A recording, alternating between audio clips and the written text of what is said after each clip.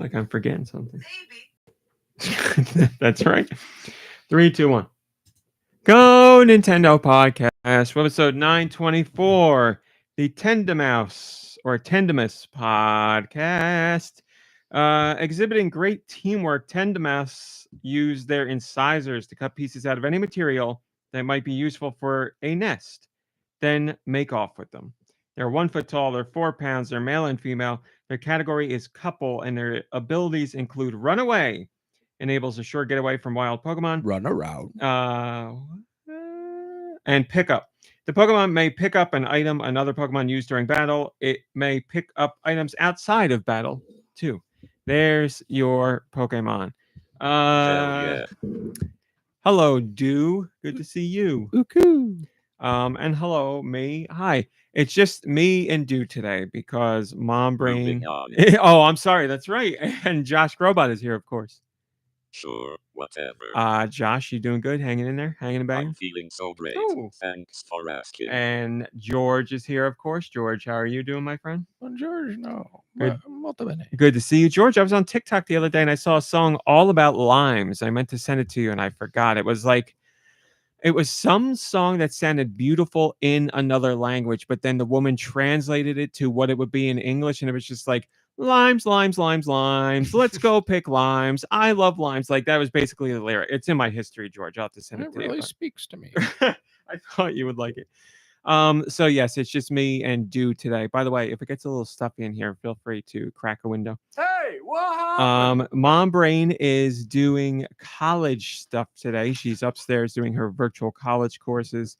And Nikki Hill is doing an early Mother's Day thing today.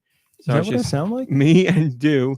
Mom Brain is doing college stuff today because we are going to see my mother tomorrow for Mother's Day. So she opted to, unfortunately, skip the pod to cram in her college stuff now, so she would be available tomorrow. So long story short, blame my mother. But here we are, me and Deux. We're going to tackle what is probably the biggest news week we've had in a very long time. Let me say hello to the lovely Discord people. Sure, why not? And I did, Alternate Liz. I see that question. Let me get into the Discord and say hello. I will answer that question.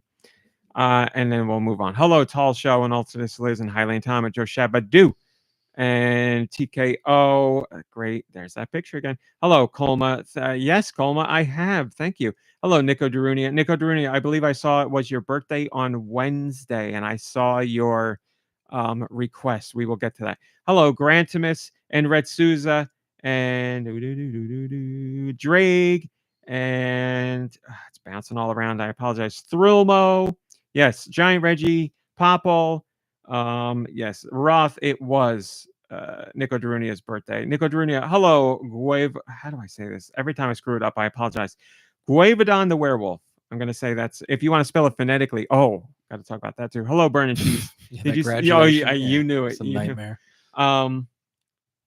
If you, what was I gonna say? I'm sorry. I'll explain why I'm so scatterbrained. Nico Darunia, how old are you? If you don't mind saying. Alternate Liz, you asked, did I get my mom a nice gift for Mother's Day? I will say yes, but I won't tell you what it is because she listens to the show. So I don't know if she's going to listen in between today and tomorrow, and I don't want to spoil. But I've seen everything. I did get her a gift. I am very excited about it because it's something, I don't even know if she's been paying attention, but it's something she has multiple times been like, oh, I really like this thing. Oh, I really like this thing. And it's like, oh, I could get this for that's what it is, Tamagotchi. I wonder if she would like a Tamagotchi. She likes like Animal Crossing and she would love one. Stuff like that. I'm sure but she she doesn't need one, you know.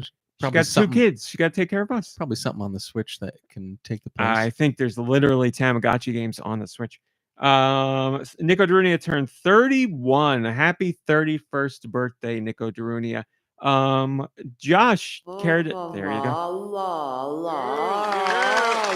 Birthday to you. Happy birthday, Nico Darunia. Happy birthday to you. There you go. George and Josh, happy birthday. as requested. They're happy. I mean, Josh is always happy to perform, but Josh, I hope you don't mind George joining in with you there. It was just the birthday request, so don't get too annoyed. I know you love the spotlight. Smash. All right, smash. Sure, whatever. Have a nice lime, says Drake. That's right. Nicodrunia, it's still your birthday week, so have a nice lime on your birthday week.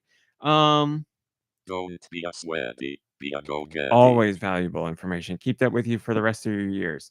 Colma says, I recently learned last year from my daughter playing a Tamagotchi game on the phone that it's pronounced Tamagotchi, as in stop and go. Oh, and it makes sense because of Japanese, but my whole childhood has been a lie.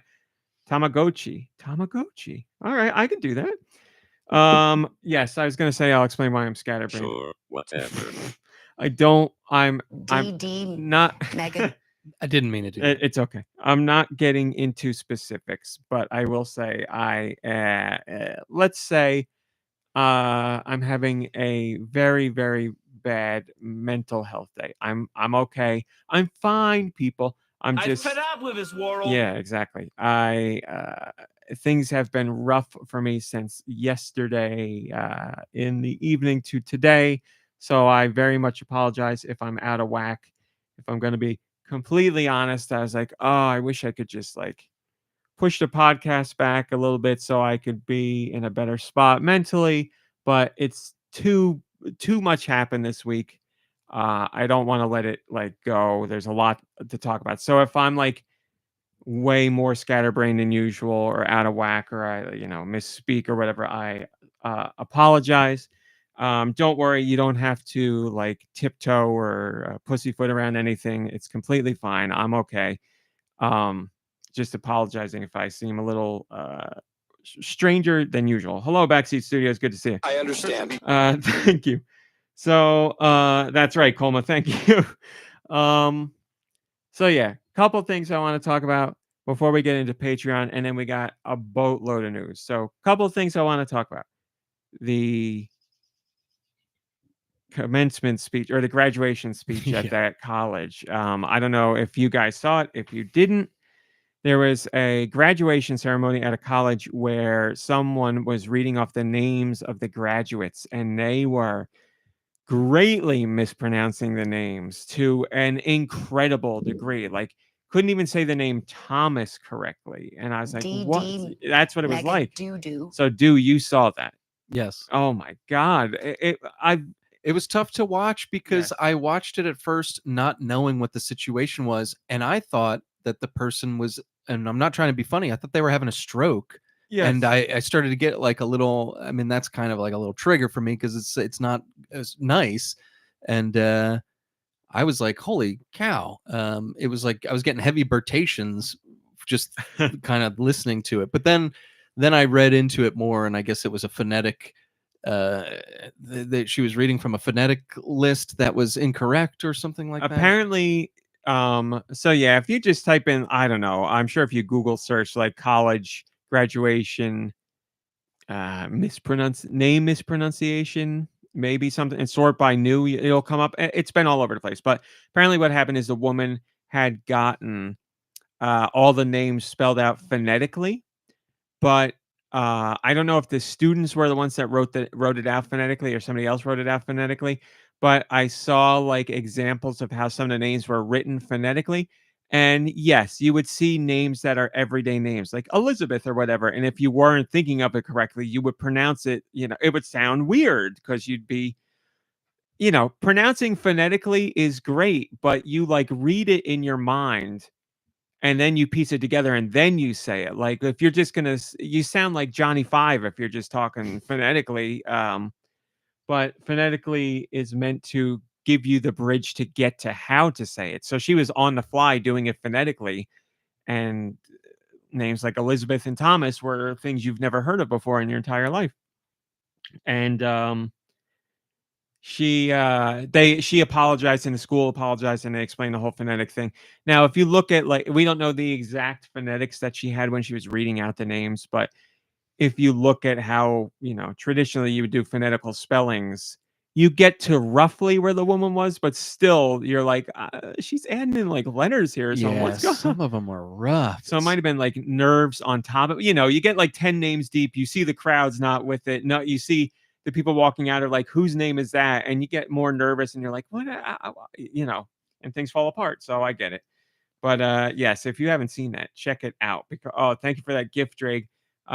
This is an always friendly Johnny Five chat. We'll take every Johnny Five gift we can get. So if you haven't seen it, you should search on the internet to find it, because it is pretty funny. I do feel bad for the woman, but it's still funny because it's like an alien that's never spoken English before. It really is that strange. I'm not overselling it. Just It's because crazy. the name, because you're reading the name in your head. Yeah. Right before she says it, and you're like, oh, she must be on to the next name, Yes. maybe, because it doesn't even sound like a name. Not at all. And yeah, I mean, like I said, I thought she was having thought something was wrong with her brain, and it was kind of scary until it became funny.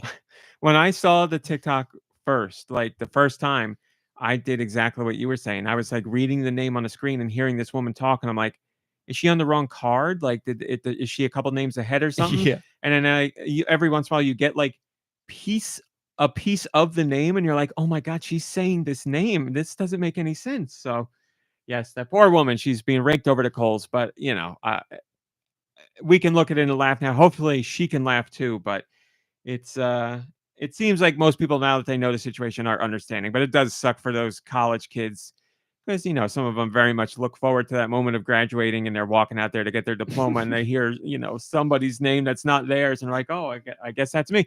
You got family there who's excited to see you, and they're waiting for your name. It's a graduation. Family and friends hear your name, they clap, they scream if they don't know the name that's being said, and everybody's just like, oh, what? So it's like a good 15 minutes of that before they yanked her and they got somebody else in there. So the thought was there, trying to get it phonetically. So, because graduations always have names messed up. They're like, let's try and nip this in the bud, and they made it worse in the long run. So yeah, I mean, I can see what they should have done. Well, obviously, you could say this about anything in hindsight, but I feel like a majority of those names didn't need a phonetic spelling. Thomas doesn't need phonetic spelling. Elizabeth doesn't need a phonetic spelling for most people in this country. So I feel like they should. I mean, I don't know. Like, here's what I would have done, and I'm a crazy person. I would have read every single name the night before and then the morning of, because I would have been freaking out about having to say people's names, like 500 names. So I would have made sure that I was at least a little familiar with the ones that were going to give me like tricky problems. Yeah. Isn't it funny? Because I'm the same way as you. I mean, I'm sure you would do too. I probably would have, like, weeks before, been like, okay, this is important. Let me make sure I look at these names, and you and I will take it to a crazy degree in the opposite direction in order to get things right, and also because we're that worried about it. But yeah, you would think, like, these kids have been going here for 4 years, if not more. You would think at some point, maybe even like 6 months ago or something, somebody would have been like, let's go through these names and see what ones might cause problems phonetically or with pronunciation, and we'll make sure this gets to the person. But no one in the chain of command. Well, again, they did the phonetic spelling, so somebody tried, but the person who was supposed to read them just decided to raw dog it. There's people out there that raw dog things all the time, and I'm like, I know you and I were like, how are they not A, very worried about this, B, practicing weeks in advance? Like, we'd be laying awake at night in bed being like, Elizabeth, Tom, all that stupid stuff just to make sure we get it right. Hi, Darmani. Yeah, I don't know, man. That's tough. And like you said, even with phonetic spelling, you're reading it like it's another language. You're reading it very slowly and to yourself. You need a little prep time for that, or at least I would. Yeah, I completely agree. But that was a fun story this week. One other thing, very quickly, then I'll get to Patreon. I watched those first 2 episodes of Dark Matter, and I enjoyed them. I thought it was good. I do have... It's not the greatest show I've ever seen, but I like it. I'm, like, hooked. I want to see what happens. Well, of course it's not the greatest show you've ever seen. We've only seen 2 episodes. If I could have binged it and told you how I feel about it now, we wouldn't be in this problem. So I wanted to see if you have the same problem that I have. So I want to talk about it, but without spoilers. So the main character, the thing that he goes through when he has that thing happen, and he sees multiple things that show him that it's not what he thinks it is. Don't get me started on stuff like that, because that stuff drives me insane. Right? But like, part of me is like, okay, if this were real, I certainly wouldn't believe that I could do something like what happened to this guy. So I can see, like, I want to give him some leniency, but it's so frustrating when thing after thing, and it's like, just tell them what you went through. Like, tell them what happened. You're not telling them anything. You're in some weird science lab with everyone plotting for you. Tell them what you went through. Exactly. And they can tell you who you are. That's maybe. When you it's very hard for me when you have a show with all regular people, when they don't act like your quote unquote regular person. You know, more or less people are going to act a certain way in certain situations. And with this situation, you would be like, I went through this crazy thing. Here's what happened to me. Like, can anyone help me? Instead of like, he's going around and being like, this isn't right. This isn't right. This isn't right. And also the thing that really bothers me is, you know, he was working on something like this in his regular life. And it takes the man, what, like 3 or 4 days to be like, oh my God, he achieved what I'm trying to do. Like, wouldn't that be one of the first things? That's a really good point. You know, it's not like it's an invention that came out of nowhere. It's your own invention that you didn't realize to the fullest, and it has been realized. And you know that it's a. I get the shell shock of being like, what the hell's happening to me? Or like, was I drugged or whatever? Well, that's what I was thinking. It was because of the drugging that maybe he didn't remember the last little bit of what happened. And maybe he didn't realize that there was someone else involved. Yeah. But even so, he should have said something. But then as the episodes go on, you realize that he does remember that bit. So it's like, so why didn't he just say it from the beginning instead of like, let me escape from this place without asking one single question? Yeah, we're talking about Dark Matter on Apple TV Plus. I know we're griping about it, but I do enjoy the show. The mystery has me intrigued. Like, I want to see what happens, obviously. Do not watch. If you're planning on watching it, don't watch the trailer. I watched the trailer, and it's ironically what got me to watch the show, but I feel like I would have predicted what was happening in the first 2 episodes anyway, but I never got the chance because the trailer spoiled it all. Yeah. Yeah, you'd probably enjoy it more if you went in and didn't watch the trailer. The only other thing, and then I'm going to move on. So the main character, Joel Edgerton. I'm trying to think of a way to say it. Like the masked version of that main character, when he's going about in his new life. He's too like unbelievable, right? Like, who the heck acts like that? Yes, exactly. You're like, let me try and assimilate here. Also, I'm going to share my opinion that's clearly different from everybody else or from my other self.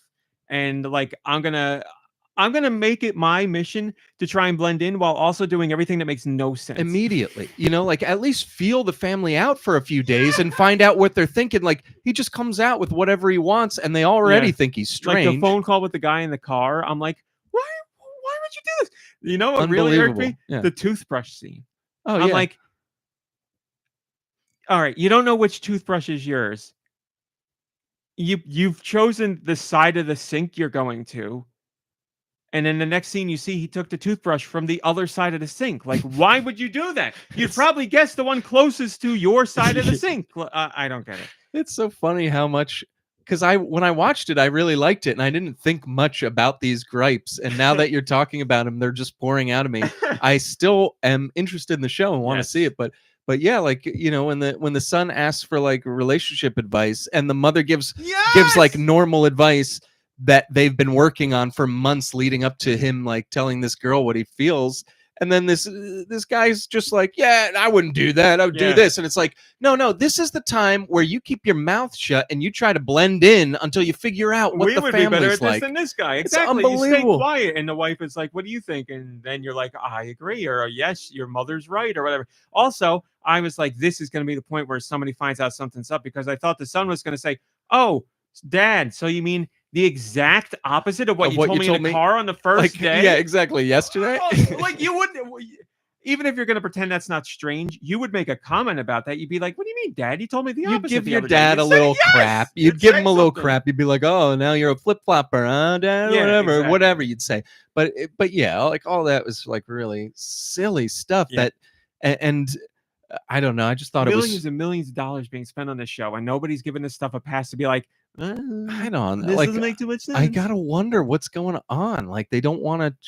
I guess if they change one little line, they're worried they have to change things like down the like maybe there's unforeseen things they don't want to put in the work. That sounds stupid, but Well, yeah, I don't we'll know. have to revisit when the show's I over. have But no yeah. clue. And I just love how he just like he pops in. I mean, obviously, I know I won't give any spoilers. Just watch it. You should watch Yeah, it. It's pretty Watch good. it. I would love to hear what you guys think.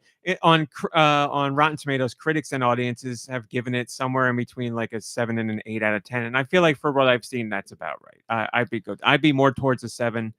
We'll see where it ends when the show is over, but yeah, there you go. Watch it, and then we'll see if the things that irked us stick out to you as well. So there's that. I don't want to spend too much more time on other stuff. I am going to do Patreon topics. You can join the Patreon. Sorry, put you on the spot. I should have vamped more. I'm so sorry. I didn't realize that. For $1. For $1, Yeah, yes. If you thank you. I got more new subscribers this week for $1. I very much appreciate it. If I catch your subscription while I'm working, I will always make sure I reach out to you via message on Patreon just to thank you. It's not a bot. It's actually me writing the emails or the message on Patreon. So if you haven't got one, it's because you send it and I'm not working and I'll catch it hours later and I don't want to bother you. But if I do catch it while I'm working, then I will message you right away to say thanks. But anyway, for $1, here's what I talked about for $1 on Patreon this week. Talked about Super Mario 64 and Creepypasta because I saw something wacky this week. I almost said wild. Thank you. I saw some, and I'm not knocking this person at all. I saw someone on a forum that was saying like, "Hey, I know there's a whole bunch of creepypastas out there about games in Super Mario 64, and all these stories about weird things that happened in the game back in the day." And the person was like, "I know most of these are fake and are creepypastas, but did any of this stuff actually happen to people? Did any of this weird stuff happen?" And I was like, "This is really interesting." So the guy knows that almost all this stuff is creepypasta stuff, but he's also like, were there any weird occurrences? He's like, and the one he used as an example was like somebody who said they played Super Mario 64, beat the game, and then they got a message at the end of the game that read like "there is no more game" or something like that. I'm paraphrasing, but something that's very much a creepypasta. Oh my God. But this guy was like, "Is this real? Did this actually happen?" And I was like, "Man, it made me wonder. I've never questioned it before, but it made me wonder how many people out there read creepypasta stuff and are like, oh, I wonder if some of this actually happened in a game or happened to a player because, it seems so outlandish to me. But then again, I grew up with these games. So, of course, I know none of this stuff actually happened. But if you're, a teenager now, you didn't grow up with Super Mario 64. So you're like, maybe perhaps you're thinking like, well, maybe all these creepypasta ideas did spawn from some strange stuff that used to happen back in the day. And, the tales just took on all these wild twists and turns. So I thought that was really interesting. I talk more about that. Talk more, obviously, about the Helldivers 2 situation because Sure, why more not? or less that's done and dusted. But Sony's still giving consumers the shaft. How so? I thought they made it so you don't have to sign up anymore to They did PlayStation do Network. that, but they're getting what they want anyway because you know how they were saying they were going to do this, and there were people in countries that couldn't sign up for PlayStation Network accounts, so they weren't going to be able to play. Those people in other countries who bought the game still cannot play it because now Sony has removed PlayStation Network access from those, or isn't adding PlayStation Network access to those regions or countries. So if you bought the game there and you were playing it, you can't play it now because you don't have a PlayStation Network account. So you're Are screwed. they working on that? Hopefully. They haven't said anything. I don't know. And now Sony's basically just changed it to they're only going to release their games on PC in regions where you can have a PlayStation account or a PlayStation account. So all those countries are screwed over now. So like Ghost of Tsushima Ghost of Tsushima is coming out on PC. I don't think it's out already. But now that game will not be sold in all those countries because they want you to sign up with a PlayStation Network account. And so now your country's out of luck. So you just can't play the game at all. That's then? right. You either That's get it. the solution. That's right. You either get it on PS4, PS5, or you don't. Their solution is to just not let you have the game. We're not gonna. Oh my god. You can have it if you buy a PlayStation, but your PC, if you wanted to get on PC, too bad. Oh, okay. Yeah. But so that's like what? I don't remember how many countries. Like 160. That's probably wrong. I apologize in advance, but it was a lot of countries. Yeah, it was a lot. So yeah, Sony's solution was not really a solution as much as it was like, well, we'll just screw over all those countries. Man, they could have played it before. They just get. Yeah, they just get. They get it. They get to do anything they want. They can Hi, just get away with it. Good to see you. TKO says so they getting away with this. So they cut off a chunk of the player base to show investors that there was an uptick in PSN accounts. I don't know what they're and yeah, Colma's got it. Colma says you sure as heck can play it if you take alternate routes. Ghost of Tsushima is a game about pirates. I mean, there you go.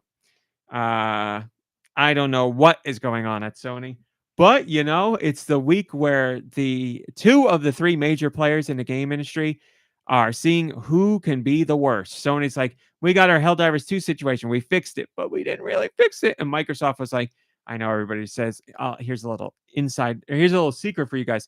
A lot of people say like, hold my beer nowadays when, somebody's going to out crazy somebody. I don't like that phrase. I just don't like it. He likes hold my Cosmo. It's not because it's beer related. I just think it's like, there's two phrases I hate. I shouldn't say hate. There's two phrases I dislike. Hold my beer and God mode. I don't know why I dislike both of those so much, but they just irk me. But anyway, Microsoft this week was like, well, let me out crazy you, Sony, because Microsoft shut down Tango Gameworks and what is it? One of the Dishonored people, one branch of the Dishonored people, because they, just cause. That's why you buy companies, so you can close them a couple of years later. The developers of Hi-Fi Rush have been shuttered. And they were just as surprised as everybody else was because they didn't know this was happening. Man, they didn't even know. Hold my Pepsi. Hold my LaCroix. Colma says, not only shut down Tango Gameworks, but on the same day, Hi-Fi Rush came to the humble choice for May. Yeah, so Arcane Austin. Thank you, TKO. I appreciate it. So yes, they shuttered the developer of Hi-Fi Rush, and this is just a few weeks after it released on PS5, and we just saw the PEGI rating for the Switch version of the game last week. So who the hell knows what's happening with that? And everybody's like, "What's going on here? Why would you close this studio?" They had arguably their biggest hit. I don't know in terms of sales data how much it sold because it is a Game Pass game, and it was a day one Game Pass game. Microsoft has said that the game reached over 3 million players. So 3 million people at least downloaded the game and started it. How many of those paid for it? I don't know. Obviously, everybody on PlayStation paid for it. But on PC and Xbox, I don't know. They could have been all Game Pass. Obviously, they weren't. I wasn't. But the vast majority were on Game Pass for sure. So I don't know how many of the games sold, but Microsoft is on record saying like back when the game originally came out, there was some scuttlebutt about maybe it didn't sell as well as Microsoft wanted. And Microsoft, I don't remember who it was at Microsoft, but their statement was, again, I'm paraphrasing. Their statement was, by every metric, Hi-Fi Rush is a success. Every way we look at Hi-Fi Rush, it has been a success for us. And there's one metric I can think that it wasn't a success. They said we closed them down. So yeah. They closed them down, and everybody's like, why would you close them down? You had to come.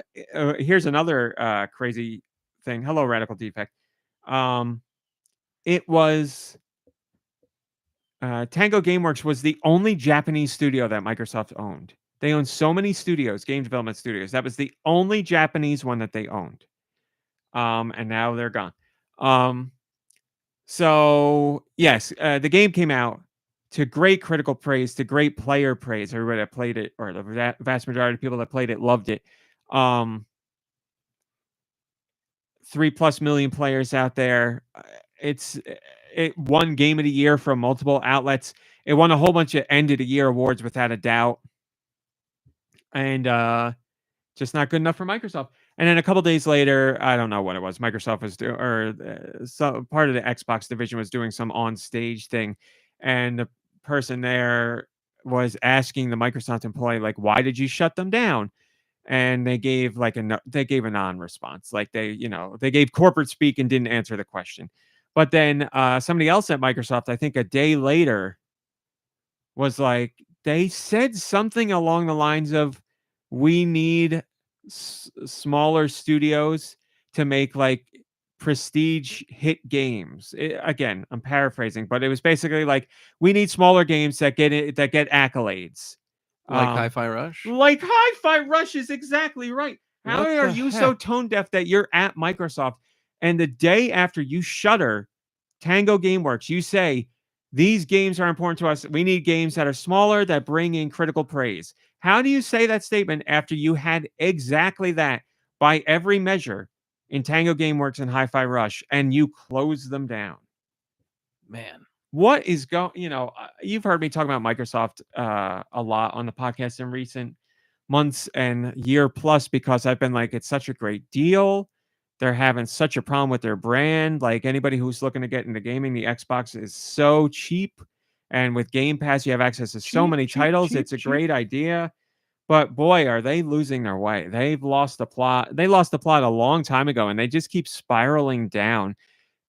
I think the problem is so many areas within Microsoft, at least their Xbox division, don't know what's going on with each other. They are unfamiliar with certain parts of the industry. It seems like they don't even know what they have under their own umbrella. It's like madness. And even Tango Gameworks, when they heard the comment about winning awards and all that, they one of their developers tweeted out a picture, and it said something like "not enough," and they had a picture of like all the awards that Hi-Fi Rush won, like the physical awards. And I'm like, good for you sending that out, because like, how are you supposed to swallow the bitter pill of, oh, you're closed, you just weren't doing what we need, and then the next day the company's like, this is exactly what we need. I don't get it. What's wrong with you? What's wrong with you is right. And the studio only put out like 5 games, and again, I don't know the game's sales, but they did The Evil Within, which I loved. The Evil Within did well enough to warrant a sequel. I don't know how well that sold. They did PlayStation game. I want to say it's got Ghost in the title. I didn't play it. It's first person, I believe. It's kind of got a spooky vibe to it. Somebody in the chat knows. I don't know how well that game did. I think that I don't know if there was a critical flop, but I'm pretty sure there was a commercial flop. And then there was a mobile game, and then there was Hi-Fi Rush, which is the studio's best. Not Ghost Runner, Drake. I'm sure Coleman's going to know it right away. Coleman knows everything. I should just give Coleman the site because he's on top of everything. Oh, Coleman, I thought you were going to type the answer. But yeah, I'm so sad to see that studio close. They definitely deserved better. So you got Sony being crap. You got Microsoft being arguably more crap. I don't know what's worse, like Sony being evil and mean, or Microsoft being inept and stupid. I don't know which one's. Ghostwire Tokyo. Thank you, Colm. I knew you'd know it. Drake, you were almost there. Ghost something Tokyo was correct. So yeah, I don't know which one's worse, but in the meantime, Nintendo's like, we're good. We're making money. Everybody's happy here. We're good. Yeah, and still it's Nintendo bad because I can't, pirate my games or whatever. Mm-hmm. But yeah, that's so frustrating. That's a great question. I don't know what's worse. Probably being evil is worse, but being ignorant, one is worse and one is more frustrating. Really bad too. Yeah. It's like, hey, Microsoft, why are you buying all these companies? You don't know what to do with them, and the only thing you're doing is shutting them down. They make you literal award-winning games that you say you need, and then you shut them down. So I don't know what the hell you want. Xbox has never been my favorite of the big three, but man, they used to be great. They had some great stuff. I mean, that was why they came out with this giant box called Xbox, and it wasn't a flop because they had great games. And then they continued with great games. I mean, how do you fumble Halo? How do you fumble Halo? I don't know how you fumble your marquee franchise. And like, okay, one misstep I'll give you even 2 missteps, but then you're like, we got to right this ship. Yeah. Like, this is bad. It's crazy. And it's been like this for Halo for like over a decade, I would say. But yeah, there was the Xbox to Xbox 360 generation or era, and that was great. Like, that was great. Towards the end of the Xbox 360 era, Sony started to make back some ground with the PS3, but Sony fumbled with the PS3 big time because they were like $500 and it's going to sell out instantly and everybody's going to want it. We're Sony and we're the best. And everybody's like, no, we're going to go Microsoft. But then, the next gen happened and Microsoft, I don't know what happened. Like, I think people started to sour on Xbox when they were going with the Kinect stuff because Nintendo fans might have been more open to that kind of thing, but it's very clearly like Microsoft saw the success of the Wii and they were like, we need something for this kind of audience. So they did a Kinect. The core Microsoft audience is like, we don't give a crap about this thing. Like, nobody's going to want this.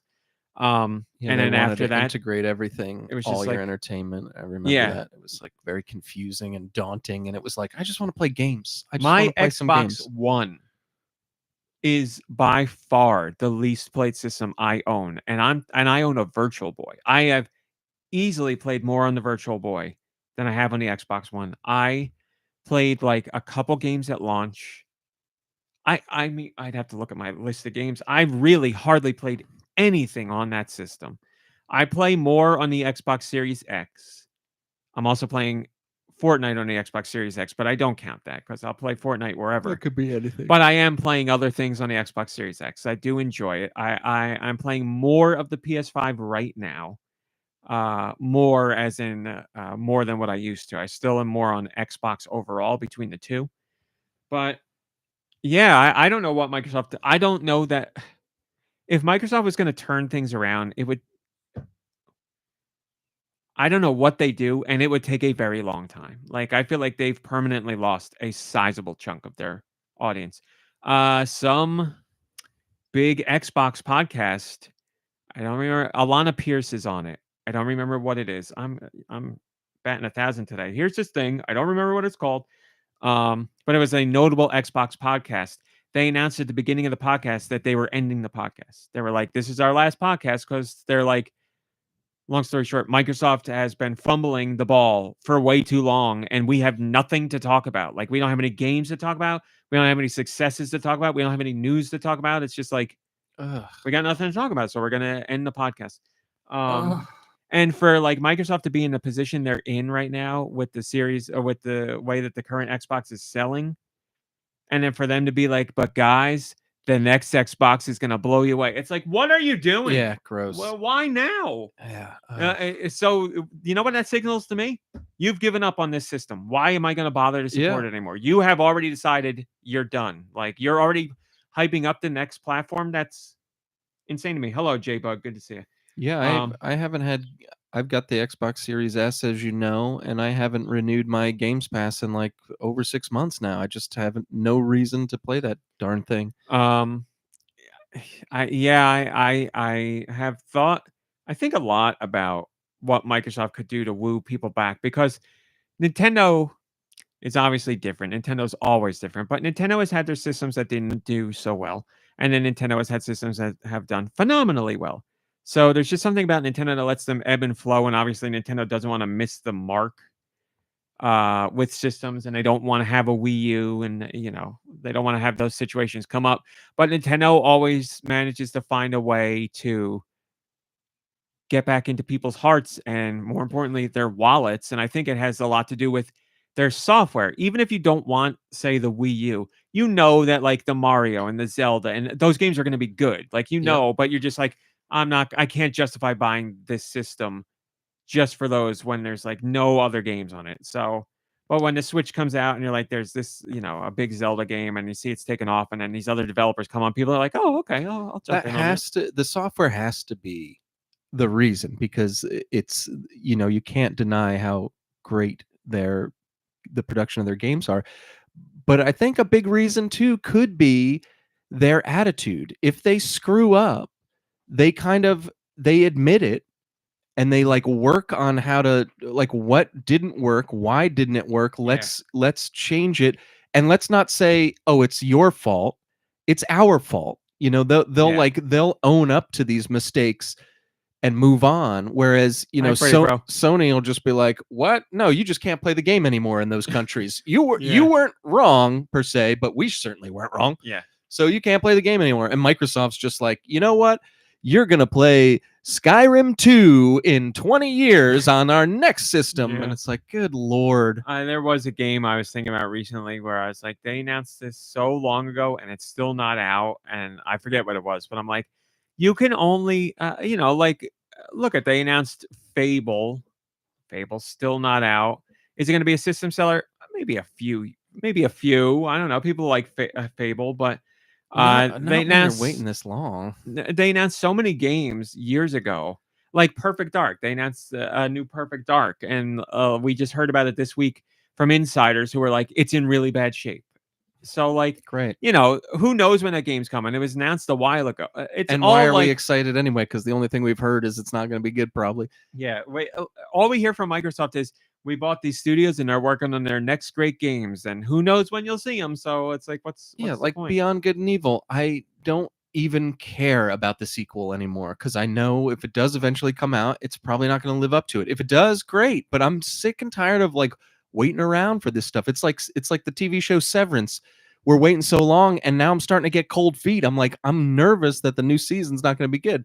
Maybe I'm getting nervous for no reason, but when you keep pushing things back and you keep hearing that things are problematic or it's not going well or whatever, it doesn't inspire a lot of confidence in the consumer to be like, oh, I can't wait till this comes out.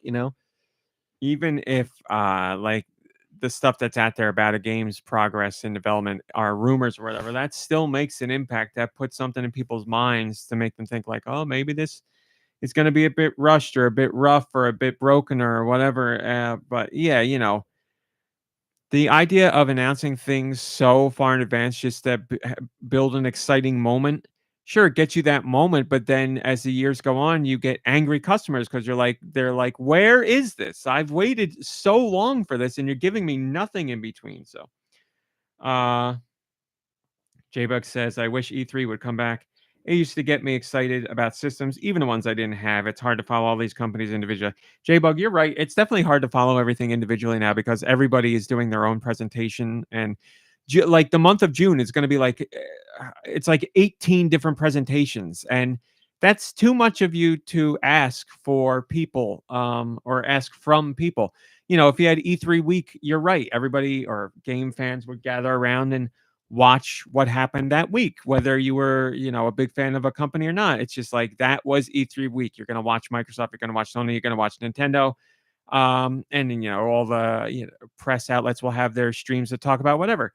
But now it's like this thing's on the 5th, this thing's on the 7th, this thing's on the 12th, this thing's on the 18th. And it's like only this company, only that company, only this. And you're like, as I'm covering it, it's a nightmare. E3's always been a nightmare, but now it's like every week I'm like, there's 2 or 3 more things I got to watch and see if something's announced. Hello, Mars. I could be wrong, but it feels like when they're all not at the same event, it feels like they're not trying to one up each other. So then sometimes the events come off like a little out of steam, because they're not trying to show their best thing ever to try to one up the guy in the next room. Yeah. Because it's like, oh, they did their thing weeks ago and we're going to do our thing now. And it's like, who cares?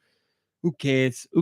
So yeah, Microsoft, Sony, reasons to be upset with both, certainly, but it's been a bad week for both of them. What else did I talk about? I talked about the Switch Successor, which I'll save for later in the show. I talked about gacha games because I started playing my first gacha game. I will not be spending money on it, although that is the purpose of that's the main mechanic of a gacha game. I've known about gacha games for a very long time. I'm sure all you guys know about gacha games as well. Money. But that's right. That's what they're about, is money.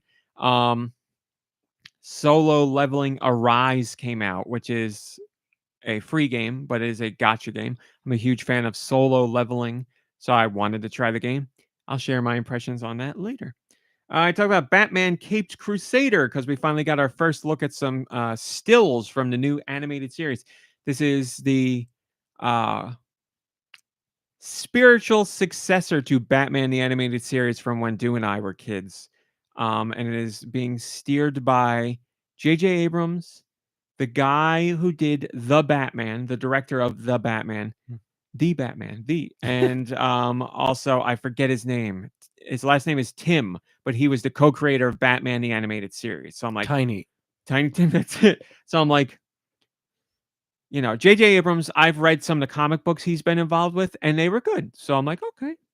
But I'm not like, he's going to be great on Batman. I don't know. But I'm like, all right, he knows comics and he's had experience. The director of The Batman, I'm like, okay, I liked The Batman a great deal.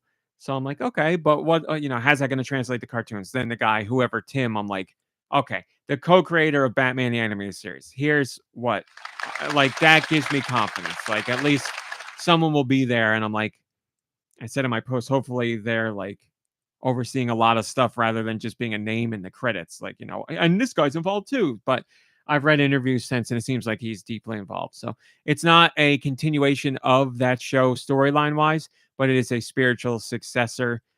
This one will take place completely in the 40s. So the Art Deco style will still return, but Batman the Animated Series was like I'm going to say weird, but it didn't come across as weird, but it was like a weird mix of like Art Deco, but also there's computers and like, some of that stuff. So this is going to be all like 40s. Everything that existed in the 40s is going to be in the show, and nothing technologically that doesn't fit in with that era. So, that's fun. I like that.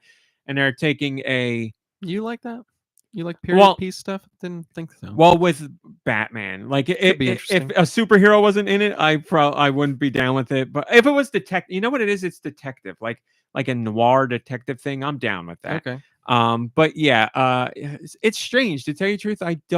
I never watched Batman the Animated Series, and I was like, why are the computers here? I didn't care. It doesn't matter. Yeah, and I didn't think about I that. love like.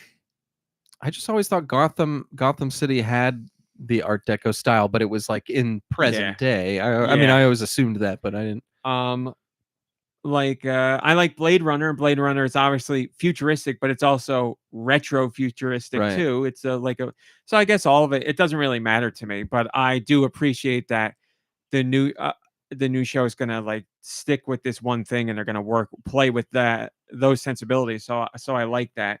They're also doing new takes on characters. Like Clayface is going to be in it, but he's much closer to the comic book version of Clayface. And somebody Harley else. Quinn is now they switch. I read that they kind of switched her personality. They made her a little more bubbly when she's the Doctor, and when she's Harley Quinn, they made her a little more scary and somber. Yes, because they said they didn't want to just do the same thing. Basically, they were saying like they're doing a lot of stuff they wanted to do with the show originally back in the 90s, but it was aimed at children, and there were the networks pushing back on things. So they're making this. They're not saying a more adult take, but they're saying a more mature take, like what they wanted to do back then. Yeah. So I'm down with that, because Batman the Animated Series is a very adult show. Like it was great for kids. I loved it as a kid. But in my Patreon post, I wrote about how I loved X-Men. I loved Teenage Mutant Ninja Turtles. Those were great shows. X-Men, to a degree today, holds up in some regards, but in other regards, it does not. Turtles, I still love Turtles, but it's not, it wasn't a great show. It's just a fun, stupid show. But Batman the Animated Series, you watch that now, and it's arguably even better now, because as an adult, you're like, oh my God, there's a lot more going on here than I realized as a kid. As a kid, you're like, Batman, and he's flying around, and he's fighting bad guys or whatever. But there's like serious, dark, moving storylines in that show with great writing. I mean, the show won a whole bunch of Emmys. That show very much stood the test of time. So for Batman Caped Crusader to come up now, I'm like, oh, this is it's a tough. It's going to be tough for them to measure up to the original, because it still is so phenomenal. But X-Men 97. I was gonna say that might be what holds it back, because I'm gonna be comparing it to X-Men 97, even though I shouldn't. And X-Men 97's been excellent. And I mean, every episode almost has been excellent. And I'm when I first heard that they were bringing the Batman back, I was like, I loved that show more than any of those other shows, but I don't want to see them screw it up. And but who knows? I would imagine the Batman Cape Crusader people are like crapping themselves now because X-Men 97 came out and they're like, oh God, they did a really good job with this. Is 'Cause, X-Men 97 getting good buzz and stuff? Oh yeah. Good. By far, definitely. I can't tell you how much stuff I've seen where like everybody's like, this is what MCU in general needs to do, and like this is why X-Men 97 is the best thing the MCU's ever done, and all like I universally praised. It had been. I don't know what it is about the X-Men because I haven't read much of their comics or anything, but I've always loved the X-Men, and there's just something about the mutant storyline of like humans and mutants, and like the mutants that are with Professor X trying to like turn the other cheek and be better than the humans are treating them, but no matter what they do, the humans will never ever like be good to them. Some of them will, but like overall, and it's just, I think it parallels our society today like unimaginably still. So it's always, I know it's you know it's always always been done that, but it is sad how much more than relatable ever it is before, now. and it's still an excellent show. But those characters, there's something about, because like it's in the Marvel universe, so it's like we have superheroes, but they don't get crapped on as much as like the mutants do. They just get crapped on because they're different. And I mean, it seems so obvious, the parallels to our world today, but like it's amazing how like astute it is in calling it out like that. And these last two episodes pointed out even more than ever. Like it's unreal how like up to date this show is. And you can watch it just like as a regular show and it's excellent, or you can watch it and think about the social commentary that it might be making, and you could get a lot out of it. But it's just unreal that I've always loved the X-Men because of that. And I think even as a child, I think I was like picking up on those things. I remember feeling that stuff as a kid too when I watched them. I'm right there with you. I agree. But yeah, it's just so annoying that like, why isn't Spider-Man crapped on? I mean, he's not a mutant, but like, he's a close thing, he's pretty close. Like, let's crap on these people. Oh, they're awesome. Well, why aren't the mutants awesome? Oh, because half the mutants are jerks. It's like, well, we can't help that. We're trying. Yeah. I like that the writers were basically, I mean, you're especially seeing it in the most recent episodes. The writers leaned into what became the meme over the years after the original show, like people saying, Magneto was right, and now the show is very much leaning into Magneto was right. It's hard to be like, it's unbelievable. Is he wrong? Just Magneto alone is one of the greatest characters in like comics. I mean, in my experience, which is small, but he and Professor X and their relationship and what they mean to each other and to others and to the world that they're in, and just all of it. And the fact that you said it, like you can see Magneto do some of the worst stuff, but how many times does he have to get effed over? I mean, it's like heartbreaking. And there's parts of you that are like, if I were a mutant, I might be on Magneto's side. I might have done what Rogue did or whoever else did. It's one of those situations where you're like, you're exactly right. You watch characters do things and you are disappointed, but you're also like, I can't fully fault them because look at what's going on. And then Professor X will come in and explain why you can't, and you'll be like, this man is I would follow him into the ends of the earth. And then he gets screwed over again. But does he lose his resolve? No, not yet. But it's like, oh my God, it's like a heartbreaking show. It is. Even when it's really not like tugging at your heartstrings, like the overall, like everything about it is really, really great. It is excellent. They've done such a good job with this. And it's gonna, so, Batman Cape Crusader certainly dealt with heavy topics and serious stuff. There's an episode with Harley Quinn that's absolutely heartbreaking where Harley Quinn basically tries to be good. If you haven't seen it, I suggest hunting it down. It's an amazing episode. So this show already had a lot to live up to, but with X-Men 97 being like, look at what we did, it's going to be even tougher for the show. And it's not like they can go in and change things now. The show comes out in August. So like, the writing's done. It's been done. It's got to get animated and all that. I still remember a bunch of episodes because I haven't watched it much as an adult, and I still remember feeling sympathy for villains like I'd never felt before. Clayface, I know I did, Clayface yeah. especially, and then the episode of Harley Quinn that you're talking about. But there's some with villains where I was like, there's more to these villains than just like, oh, they're the bad guy, get him, punch him, Batman. Like it was more than that, and I think I picked up on that even as a child. There's one with the Clock King that's like really sad. I remember like just being a horrendous story for the guy. Yeah, the Man Bat. I remember feeling for the Man Bat, and that was like a scary episode too. I was like, oh, this thing's crazy, kill it, and then it was like, oh God, it has a tragic story. Yeah. So yeah, the shows. It's the original show is fantastic. The sequel or the spiritual successor is gonna have to do some major stuff, especially to go toe to toe with X-Men '97. But I'll be there watching. And then finally, last but not least, I talked about mostly nanoblocks, a little bit of Lego, but I built my first nanoblock figure and I took a picture of that. It's Utadori or Itadori. Why am I'm sorry. Like I said, I'm scatterbrained today. Yuji Itadori is the name I'm trying to think of. Jesus Christ, from Jujutsu Kaisen. I got a little nanoblock figure and I built my first nanoblock yesterday. And I share what that experience was like because it's a little different from Lego. And I didn't realize what was going to be different and more challenging about it. So that was interesting. So there you go. Read about all that stuff that I just said in more detail on Patreon. And that's that. Now we're going to go to news because, as I said, there's a lot of news. I'm going to try and group this together as best I can so that it makes sense. I apologize in advance for whatever. Like I'm going to bounce back and forth between some stuff, but I'll try and make it make sense. So we'll see what happens. Thank you.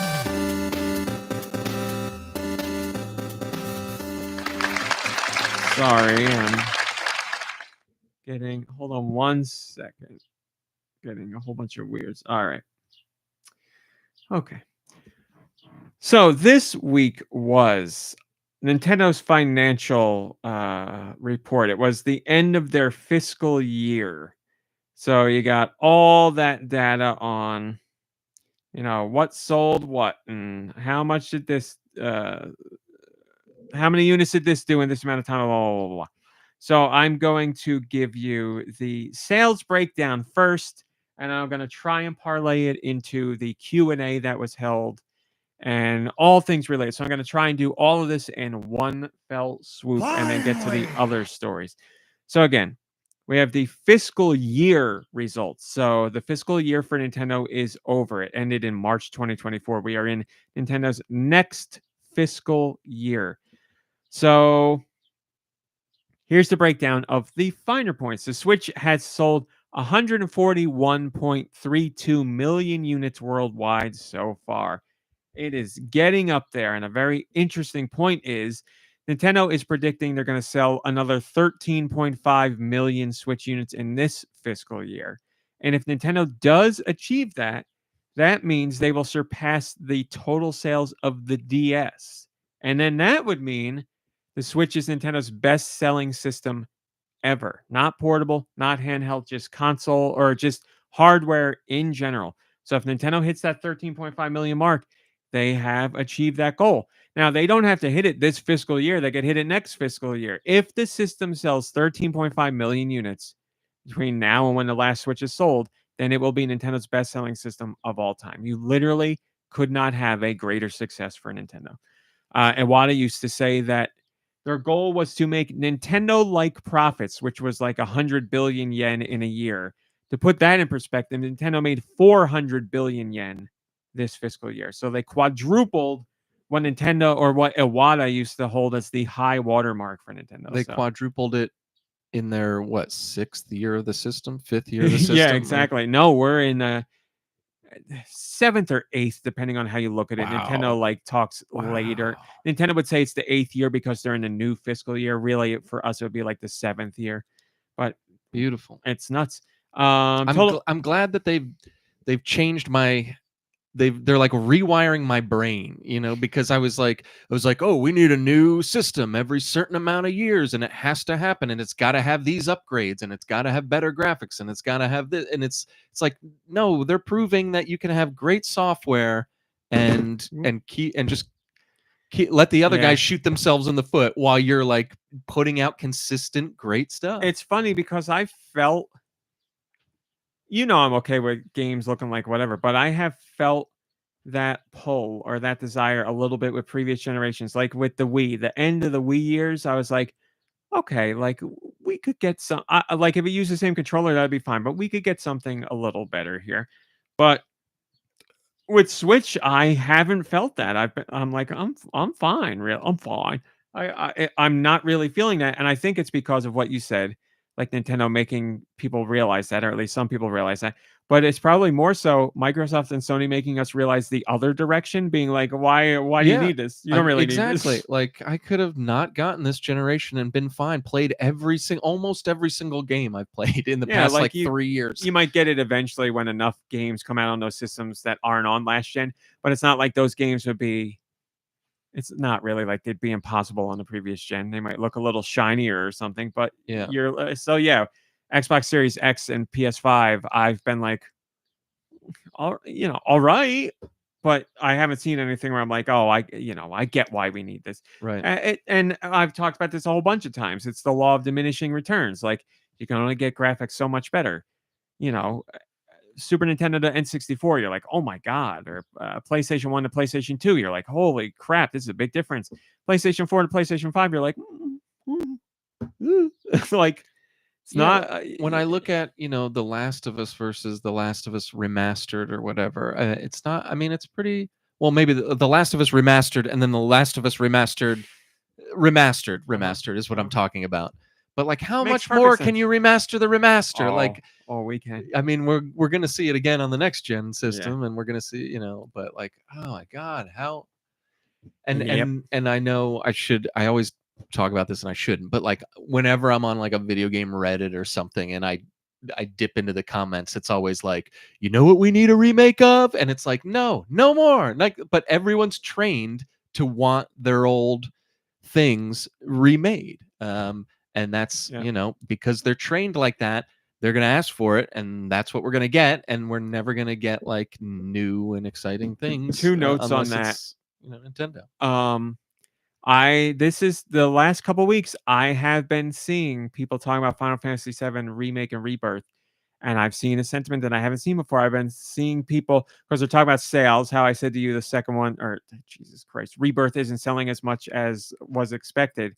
I've seen people being like, I think some people were like, I just want a straightforward remake rather than whatever I'm getting here. And I'm like, I'm sure people bought the first one and they were like, a remake of my favorite game. And then they played it and they're like, what's going on here? So the sequel, they're like, but also PS5 install base versus PS4 at the time. So, and then the other thing, just yesterday we posted a story about somebody who is remaking Super Mario 64, but they're doing it on the GBA. And that's my kind of thing. And they posted like a test video of it. And I'm like blown away by what they've achieved so far. They don't even have Mario in it yet. It's just like a red marker to indicate Mario. And then like the landscape of the castle in front and like moving around. And I'm like, look at this. They're doing this on the GBA. I'm like, this is so impressive. We'll see what happens. Well, hopefully they do physical releases, because everybody has a GBA. And Nintendo will shut this project down. Loves that. I'm like, man, I if they put that out, I'm definitely going to play. But anyway, total number of million sellers during this fiscal year was 31. That includes Nintendo and third parties as well. They sold 15 million units of hardware, basically. Numbers. 15.7 million. This was down 12% year on year. Makes perfect sense, of course. Software, they just barely missed having 200 million units of software sold in this fiscal year, which is incredible. That's just down 6% on the last year. Digital sales were at 443 billion yen. That's actually up almost 10% year on year. We won't get into the other like money things. They did well. They're projecting, as I said, 13.5 million Switch hardware, Switch units sold in this fiscal year now, and 165 million units of software they're expecting. So they did roughly 200 million last year. They're expecting 165 million this year. So a downgrade, but still expecting big things. Now we have our total lifetime sales update on games. Tears of the Kingdom is at 20 million sold. Super Mario Brothers Wonder is at 13 million sold. Pikmin 4 is at 3.4 million sold. Again, the best-selling Pikmin game ever. Mario Kart 8 Deluxe is at 61 million units sold. That officially makes Mario Kart 8 Deluxe the best-selling Nintendo game of all time. No other Nintendo game is sold better unless you count Wii Sports, but that shouldn't be counted because it was a pack-in. Everybody that bought a Wii got Wii Sports. Everybody that bought a Switch did not get Mario Kart. They opted to buy Mario Kart. And this is the Switch Mario Kart? Mario Kart 8 Deluxe specifically is at 62 million units sold, basically. So that's their best-selling game ever. Best-selling game in Nintendo's history. And that's a game that came out on the Wii many U. people bought on a different system too. So that's like, and those numbers I'm sure are not included because it's like you said, deluxe. You can get the separate number for that. Yeah, if you go to Nintendo's website. So, but they're not counting that as part. No. Man, so that's incredible. It is. It shows how important Mario Kart is as a franchise to Nintendo. They literally have no other bigger franchise. So the combination of Mario and driving it does it for people. I feel like in a previous generation, we would have seen a Mario Kart 9 instead of all the DLC we got for Mario Kart 8. So that probably would have split up the sales. But it still is something that it's a game that came out pre-Switch, and it's excellent game, and people still love it and play it and buy it. It's what Nintendo always does when they have a misstep. They do like the Skinner thing, where they're like, no, it's the children who are wrong. So nobody bought the Wii U, and Nintendo was like, no, it's the consumers who are wrong. And they like went back to the drawing board, and they're like, here's what worked with the Wii U and what didn't, and we'll sell it to people again. And when the Switch took off, they're like, well, now's our we know Mario Kart 8's a good game, but let's add in a few more things and sell it again. And they're like, look, we were right. People wanted this game. They just didn't want the hardware at the time. And now they're like, boy, were we right, because we sold 62 million copies of this thing. So, and it took them a couple of years before they were like, oh, now we're going to add in another 70 plus courses to this too. So, yeah, whatever Mario Kart 9 is going to be, I guarantee Nintendo's going to put out a Mario Kart 9 on the Switch's successor, and they're going to allocate more development time and resources to that game than any Mario Kart game before, because they're like, this is our cash cow. Like, this is the game that we need to make sure we nail. Like, it's got to be top tier Nintendo everything. Man, I can't even imagine what they could come up with, because 8 is so perfect, and I don't even think they need to do anything special. It just needs to be Mario Kart with, new tracks. I mean, I'm the weirdo that I see somebody in the chat said Mario Kart Double Dash 2. I would love that, but I mean, I don't want them to like do that. Yeah, they wouldn't do it. I mean, even if they did that, they wouldn't call it Double Dash. Like, if they added in Double Dash mechanics, they wouldn't. Not that Double Dash is a bad game, but you don't want to associate it with Double Dash, because that's not the best-selling entry in the franchise. The one that was maybe the black sheep. Go with a number. Go with Mario Kart 9 or something. Yeah, just because Mario Kart 8 worked well for you. So yeah. Princess Peach Showtime. We got our first sales update on that game. In just a matter of a few weeks, it sold 1.2 million. So off to a fantastic start for Princess Peach. Good for her. Animal Crossing is at 45 million units sold. So that shows you how big Animal Crossing is. Smash Brothers at 34 million sold. The best fighting game, or the best selling fighting game of all time. I fight for my friends. Breath of the Wild is at 31 million. So that's perfect. Super Mario Odyssey is at 27 million. Pokemon Sword and Shield is at 26 million. Pokemon Scarlet and Violet is nipping at its heels at 25 million. Basically, it needs 1.3 million units sold to be the best-selling Pokemon game. Super Mario Party is at 20 million. New Super Mario Bros. U Deluxe is at 17 million. Nintendo Switch Sports at 13 million. Super Mario RPG at 3.3 million. Mario Party Superstars at 12 million. Super Mario 3D World plus Bowser's Fury at 13 million. Luigi's Mansion 3 at 14 million. Splatoon 3 at 12 million. Mario vs. Donkey Kong. We got our first sales update on that. 1.12 million. So Princess Peach Showtime just barely outsold Mario vs. Donkey Kong, but both of them are million sellers already. Kirby and the Forgotten Realm is 7.5 million, so that one keeps climbing up. And there you go. I don't believe We did all that. We don't need to really talk about that. There's nothing really in the calendar for you to see, so there's that. Can't let you do that.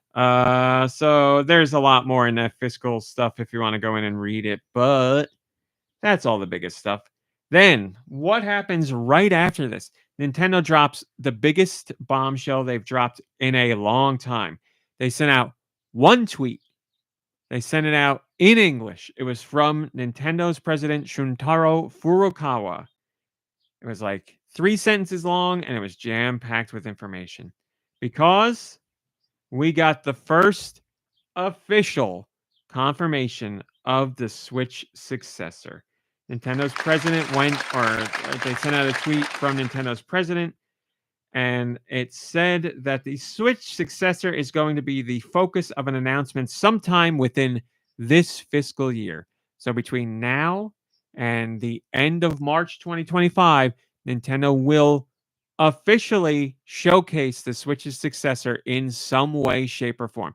It's going to be this year. That's my speculation. It's not going to be a January 2025 thing. It's going to be sometime this year. What it will be, I don't know. Is it going to be a trailer to show off what the system does, just like they did with the Switch? I don't know. Is it going to be a big stage show? I don't know. But my guess is before this year closes, we will get something. So that is, Nintendo has in the past said, we're always working on new hardware, but this year Nintendo's like, Switch's successor, you will learn about it this fiscal year. So here it goes. It's the first time they've officially said anything like that. No specifics on the hardware or what it does, but we have confirmation. So we are off and running. This same message also said that Nintendo will be hosting a Direct in June. So E3 is officially dead 100%. As we've said, other companies are doing things in June to follow the tradition of E3. Nintendo has said, yes, we are doing a Direct at E3 this year. And they very smartly said, hey, we are not talking about the Switch successor at the Direct. So they are squashing any speculation or hopes or anything right now to let you know. We are not talking about this thing in June. Do not expect it at all. What are they talking about? Hey! Nintendo said the June Direct is going to focus on Switch software for the second half of 2024. So no Switch successor talk, only Switch. So I understand. Is it going to be the last Direct where we hear about the Switch? I think there will be one more where like Switch is the focus, but not many. So this Direct is going to be like, it's going to be the last hurrah for the Switch, basically. If there is another Direct later, it'll be like, these games are coming out holiday, but we already know about them. So this Direct is going to be the last, like this is going to be it for Switch. This is going to be like, if there's something big coming, I'm going to guess this is where we're going to hear about it. Because it's the second half of the fiscal year. Other things are going to come out for Switch in 2025, but you know, that's going to be the year to Switch's successor. But so. yeah, you don't think they'd put anything like new and crazy on there for their last year? You do? Yeah, like, because they're going to announce a new system. Wouldn't you want to wait and see it on a new system? Well, we have one right off the bat. We have Metroid Prime 4. What's happening with it? Are we going to see the? Is that going to be? That's the thing Nintendo fans are pinning their hopes on right now. June will be the reappearance of Metroid Prime 4, because last we heard that was still being worked on for Switch. So, are we going to see it at this Direct? I don't know. But wouldn't you rather have that on the Switch 2, whatever that's going to be? I know, because I don't care, because it was built for, it's the same thing as like Breath of the Wild. Like that was coming out on the Wii U and the Switch. I'd play it anywhere. I just happened to, Nintendo sent me the Switch, so I played it on the Switch. It's not like that game is going to take advantage of the Switch's successor. It might look a little bit shinier or something, but the game is going to have been built for the Switch. So I think it should be on the Switch, unless Nintendo in June comes out and says like, we've moved it over to the next system. I don't know. But yes, like, is it going to be the last Direct where we hear about the Switch? I think there will be one more where like Switch is the focus, but not many. So this Direct is going to be like, this is going to be the last hurrah for the Switch. This is going to be like, if there's something big coming, I'm going to guess this is where we're going to hear about it. Because if they don't talk about Metroid Prime 4 in June, then it's going to the Switch's successor. Then that's it. Like, again, it's my own speculation, but if they don't talk about it in June, when are they going to talk about it? They're not going to be like 2025. Oh, Metroid's still coming out on the Switch. Like, that would be a weird time to do it. So June will be now or never for Metroid Prime 4 as far as the Switch goes. I really think that's going to be. I don't want to cause like hype train stuff and speculation and all that, but I really think that's going to be the time we're going to see it. Like, it's got to be. It's got to be. I've been wrong about Nintendo before plenty of times. So, but yeah, well, I'm sure they got surprises. Nintendo said they are working on other Switch software we don't know about. So, but June, we'll see. We're all going to gather around and watch the June presentation as for what could be the send off for the Switch. Autumnal Blake says, I'm hoping for some cool, weird little end of the life cycle games, Picross 3D, Kirby spinoff, that kind of thing. Yeah, I think they're going to pepper in that kind of stuff. I think Nintendo's, I think this fiscal year for the Switch will have some new things, but very much it's going to be like the ship has set sail. It's going over the horizon. Like, we're going to see it off. There'll be a couple like nice little quirky games in there, like, Princess Peach Showtime-esque things, not huge announcements, but new things where you're like, oh, that's fun, something like that. Metroid Prime 4 is what I would be banking on. It's a big one. There's the Pokemon Legends, whatever the hell that game is called. I'm sure we'll see more of that, but that's not coming out until 2025. So, yeah, this is gonna be it's gonna be bittersweet because while we might get another direct for the Switch, this is gonna be like the last big hurrah for the system, as far as I can guess. So, we'll see what happens. Delicious. Specifically with the Switch's successor, it was described as Switch is the next. You know what? I want to get the exact verbiage on this. If you give me a second, I can bring it up because we have the English translation of the Q&A that Nintendo did, and I don't want to get my words wrong here. I want to make sure I quote Nintendo's president exactly. Sure, why not?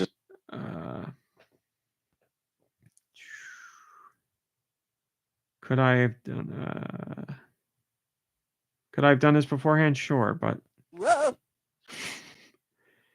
I'm searching the word successor on their press release because somebody in the Q&A was like, why did you call it this thing? And Mr. Furukawa explained, I know this is painful. Wake up. I'm so sorry, guys. I apologize. German. Okay, here we go. I found it. Mr. Furukawa says, at this stage, we cannot say anything more about the successor to the Nintendo Switch. For today's announcement, we determined that the most appropriate expression to use was, quote, successor to Nintendo Switch, end quote. Information will be released in stages leading up to the launch, as we have done with previous new hardware announcements. So, anybody who's looking at the wording here to try and glean details, that's what you're working to. They are working with. They specifically call it, quote, successor to Nintendo Switch. That is the terminology Nintendo has used. So glean whatever details from that you would like, but that's what Nintendo specifically said. You can't really learn anything from that, but people are trying to read into things as much as they can.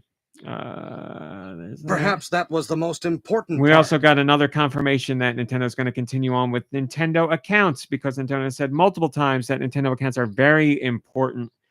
Mr. Furukawa gave a very straightforward answer on Nintendo accounts, and he said that Nintendo prepared Nintendo accounts to support long-term relationships with customers across hardware generations, even before the Switch launched.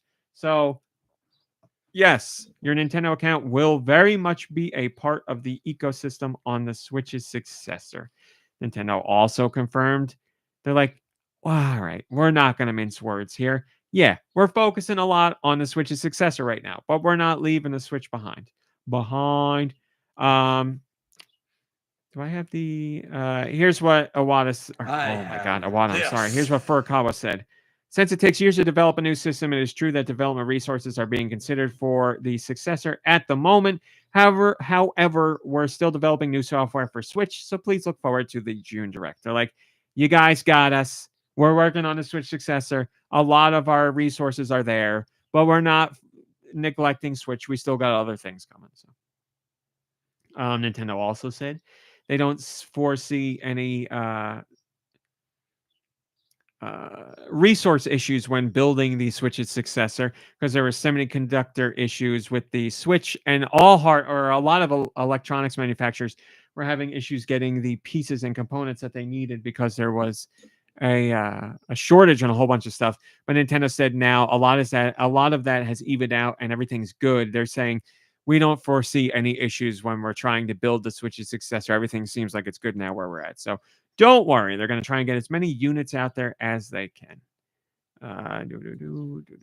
Just want to get all the factual stuff out there. Nintendo's own financial forecast might point to when we could see the Switch's successor release. Nintendo specifically stated that their hardware forecast for this fiscal year, again, 13.5 million Switch units, they wanted to say their forecast does not include numbers for the Switch's successor.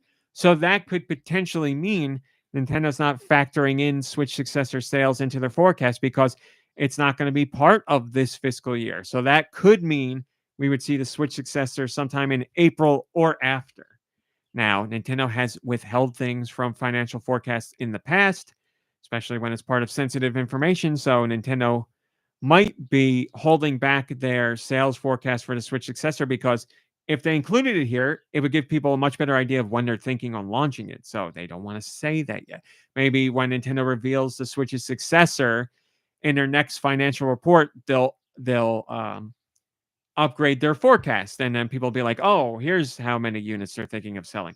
Again, Nintendo's done that kind of thing in the past. They don't want to show their cards in all areas. They've revised forecasts up and down multiple times over the years, so that could be the case here. So, based on what it is now, there's potential we could see the Switch's successor earliest April 2025. Not a guarantee, though, but we're just working with the official statements and numbers that Nintendo has put out there. Nintendo remains committed to physical media going forward. That includes the Switch's successor. So if you're not a digital person, don't worry. Nintendo is going to keep up with physical releases as well. Mr. Furukawa said, we need to enhance user friendliness for both consumers who play package software and those who play download versions. Going forward, we intend to keep working on improvements to devise better solutions. So they're like, hey, physical fans, don't worry. We got your backs. We're not going anywhere. And that's it for all the factual stuff. Ooh, that was a lot of talking. We got all the factual stuff out of the way. We got other news related to the Switch's successor and rumors about stuff like that. But I want to make sure I got all the facts in there. So let's talk about all the other things that happened this week. We'll skip that. We did that. Here you go. The Super Mario Brothers movie has been named 2023's most profitable movie. So the Super Mario Brothers movie made $1.3 billion worldwide. One other movie made more. One other movie had a bigger box office cum in 2023. Do you know what that was? Barbie. Barbie is correct. Barbie made $1.4 billion. But there's a difference between raking in the most money at the box office and being the most profitable. Turns out, as Deadline has crunched the numbers, the Super Mario Brothers movie ended up being the most profitable movie of 2023. The movie reached, when all is said and done, so like split between businesses, marketing purposes, theater cuts, all that stuff, the movie hit $559 million in revenue for the studio, so for Universal. That's the highest any Illumination movie ever, but it's also the most profitable movie in 2023. So, I mean, Nintendo and Illumination and Universal have had so many reasons to be happy and over the moon about the success of the Super Mario Brothers movie, but that's potentially the biggest feather in their cap because, people view movies as art, and there's plenty of people who create these things and are meaningful to them. But when it comes to the studio executives and the higher up, it's a business, and they want to make money. And there's no better way to give something a stamp of approval than having it as the most profitable movie of a year of any studio. So I'm sure Universal and Nintendo have a very long relationship ahead of them, which is crazy because Universal's not working with Nintendo for the Legend of Zelda movie. They're working with Sony. So weird. That's how'd they screw that up? And they're doing different. Yeah, I guess because I don't know. Maybe Nintendo wanted to take Zelda in a live action direction, and Universal wants to keep things with Illumination, so they're doing animated because there's plenty to work with animated there. Mario, and nobody wants.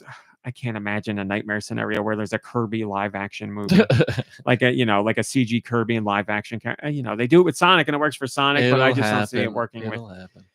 If somebody's like, they're doing a live action Kirby movie, I'd be like, I'll hear it out. And then I can imagine the next line will be like, Kirby finds himself in the real world. And I'll be like, no, why do we have to keep doing this? No. But the real realm. That's it. Kirby in the Real Realm is going to be the name of the movie. So congrats to all parties involved on that. Nope, we don't need that. Hey, here we are with this again. Last week, as I said, the leaker extraordinaire, Pioro, was like, he sent out a picture of the Nintendo World Championships cartridge. And everybody's like, oh, something's going on. And I reported a rumor because I trust in Pioro. I trust nobody more than Pioro when it comes to Nintendo leaks. Notice me. Then we got the ESRB rating for the game, and we were like, oh, so it is real. And then this week, Nintendo officially announced it. The Nintendo World Championships NES edition has been announced for Switch. It's coming out July 18th, physical or digital. And it's basically like NES... What were those games on the Wii U called? Why can't I remember the name of those? Jesus. NES Remix. It's basically like NES Remix Volume 3. So you get a whole bunch of challenges in classic Nintendo games like Mario and Super Mario 3, Legend of Zelda, whatever. You're going to get little challenges of like defeat the first boss as quickly as you can, or grab this many coins in a stage, or race to the finish in Excite Bike by this time, or whatever. And you do all those, and it's all little challenges that, they take like a couple minutes, and you go in and you see if you can complete them. It's very addictive. I had a lot of fun with NES Remix, like a ton of fun, way more than I thought I would. It's funny because I was just talking about that with Contra Operation Galuga. It had a similar thing, and I was like, these are great. These are a lot of fun. So it's that all over again. But now it's got like all these online leaderboards and challenges that are going to rotate out every week to give people something new to do every week. So you get to see where you are against other people. You can play local multiplayer. You can play online multiplayer. So there's a whole bunch of ways to do this. This is exactly what I apologize. It's what that one commenter was saying earlier. End of the year or end of the life kind of stuff from Nintendo where you're like, this is cool. It's not huge, but it's fun. It's interesting. It's a little neat thing. So that's what we're getting here. What happens when they move on from the Switch? You're not going to get updates for it anymore. It's just going to be like little mini games within these games. They're not even the full games. Well, eventually when they move on, years from now, you'll have just what you do with NES Remix 1 and 2. You'll still have all the challenges and you can still do local multiplayer. Just you won't have it's the same as any online game. You won't have challenges like refreshed anymore. I feel like this would be I mean, obviously they want to sell it and make money, but I feel like this should be included with their online stuff, and it should just be a fun like Mario 99 or whatever that was. Like just give it to people who have the online thing, and it should be a fun romp for everyone to do, because you're not going to be. I mean, I don't know. No, I mean, like, you're not wrong. I could see the universe and where that happens, but Nintendo knows, like, they are selling nostalgia in a package, and people are going to buy that. Right. Like, they know, like, Mario 99 or Tetris 99, like, those are great, and those are fun.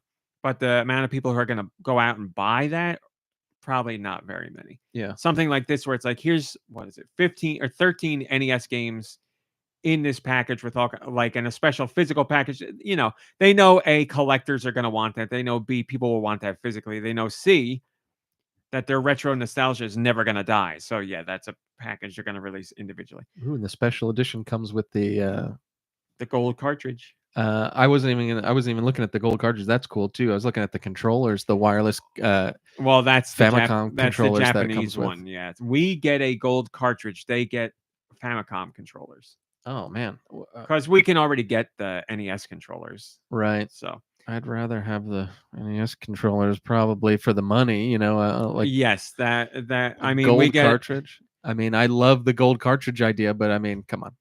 the controllers. You can play the game with the cartridge you look at. So yeah, I agree. If you're going to give me two options, I would rather take the controllers. And like, you know, you're not going to give me the gold cartridge for Tears of the Kingdom, but you're going to give it to us for this. Like, come on. Well, I mean, for this, it makes sense. It's an NES. Does thing. it? Yeah, it's an NES thing. I get the NES thing, but like, was the original special edition gold? Probably not. It never released. We never owned. You could not right, buy but it. it did exist.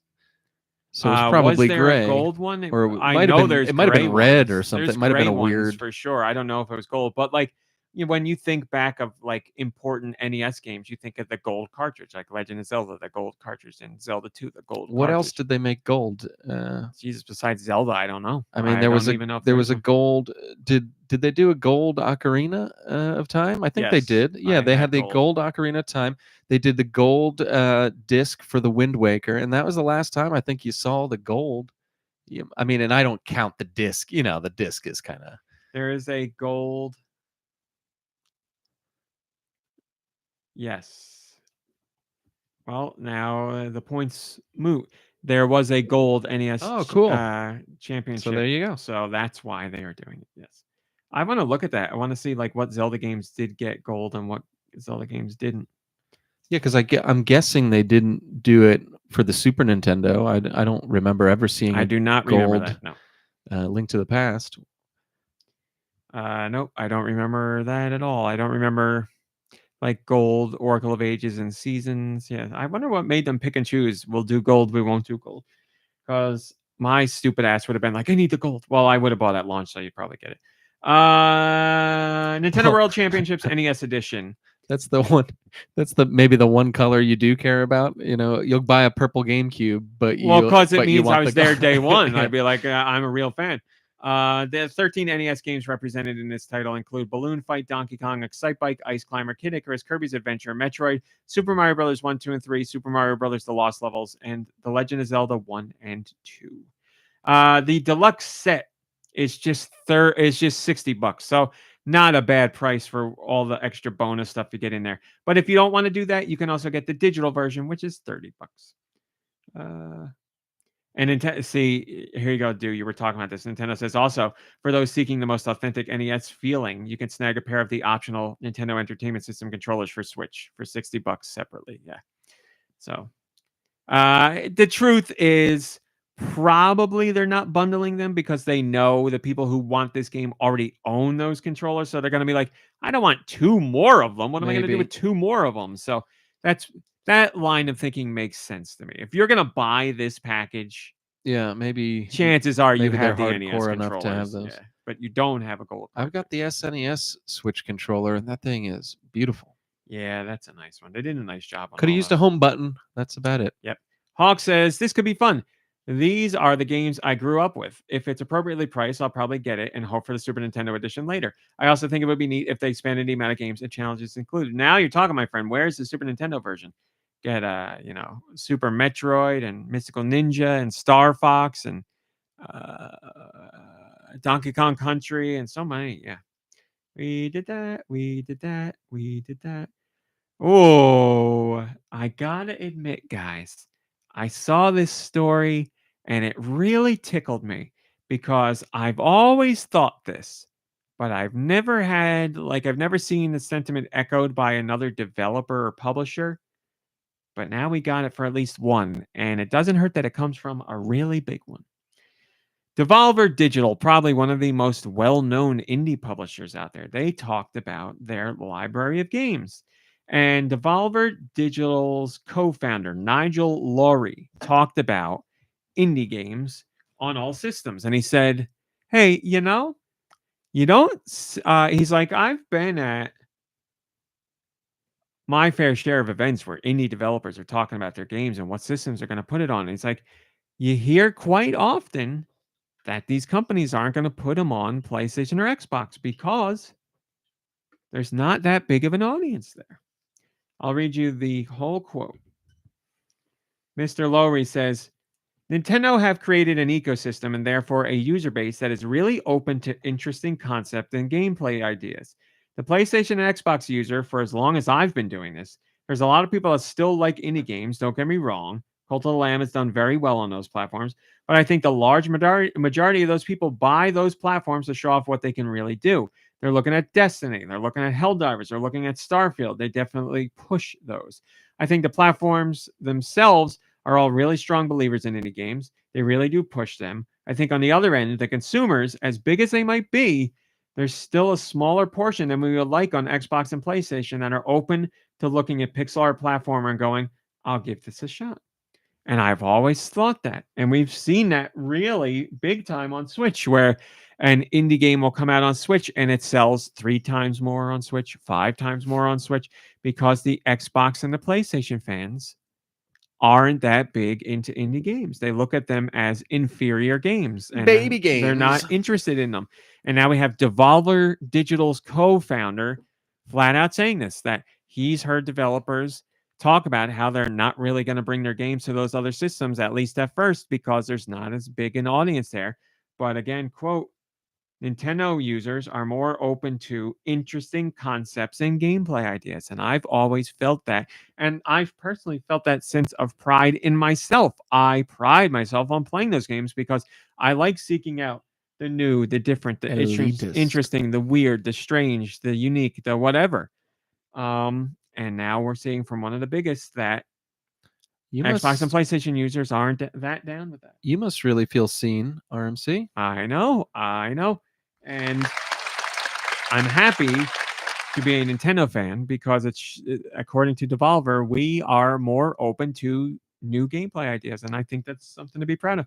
Sticer says, Nintendo fans, we built different. That's right, damn it. We are built different. We built this city. If you're ever going to get me to like fanboy out, that's one of the topics where I'll do it. Like, I'm proud that Nintendo fans are more open to that kind of stuff. I'm proud that we support the smaller developers. I'm proud that we are willing to hear developers out on that kind of stuff. Like, those are all proud points of contention. I'll pat myself on the back. Would you call yourself a proud boy? Yes, I would. There's no better term. I'm marking it right here. We did that. Okay, we got rumors on the Switch Successor, which I can tell you. And it's my favorite kind of rumor. So you know what that means? Tech specs.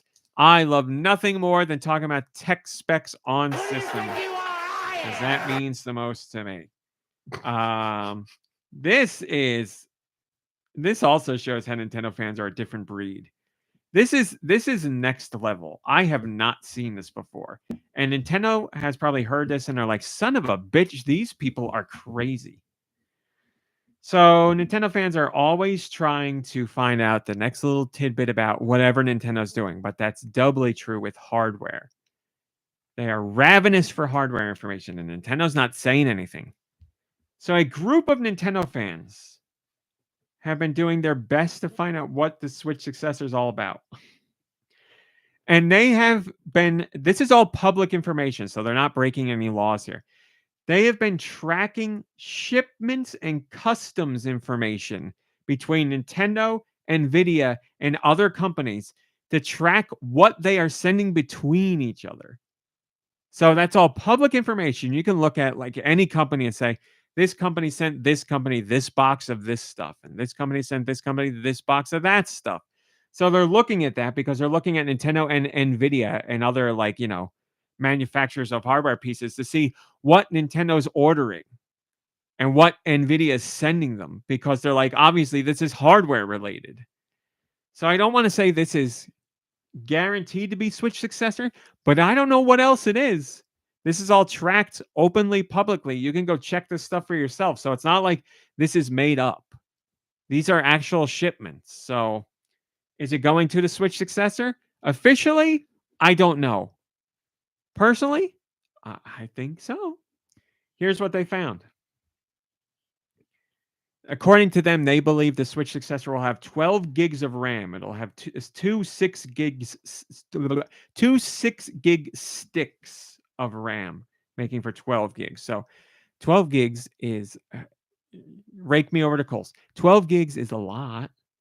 Here, let's put it in perspective. My desktop computer that I use every day and still play indie games on, and some 3D games, it has 8 gigs. And that was like top of the line a long time ago when I bought that system. Jesus. So I'm still using 8 gigs.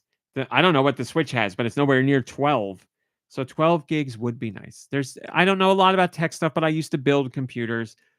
I know on a very base level, more RAM makes more better. It can make a system handle things better without bogging things down as much.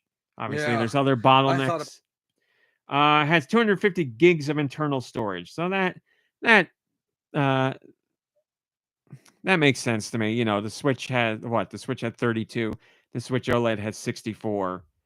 The Switch successor will have 256. Obviously, people will want more than that, but that makes sense to me. You'll be able to expand that with your own micro SD cards or whatever.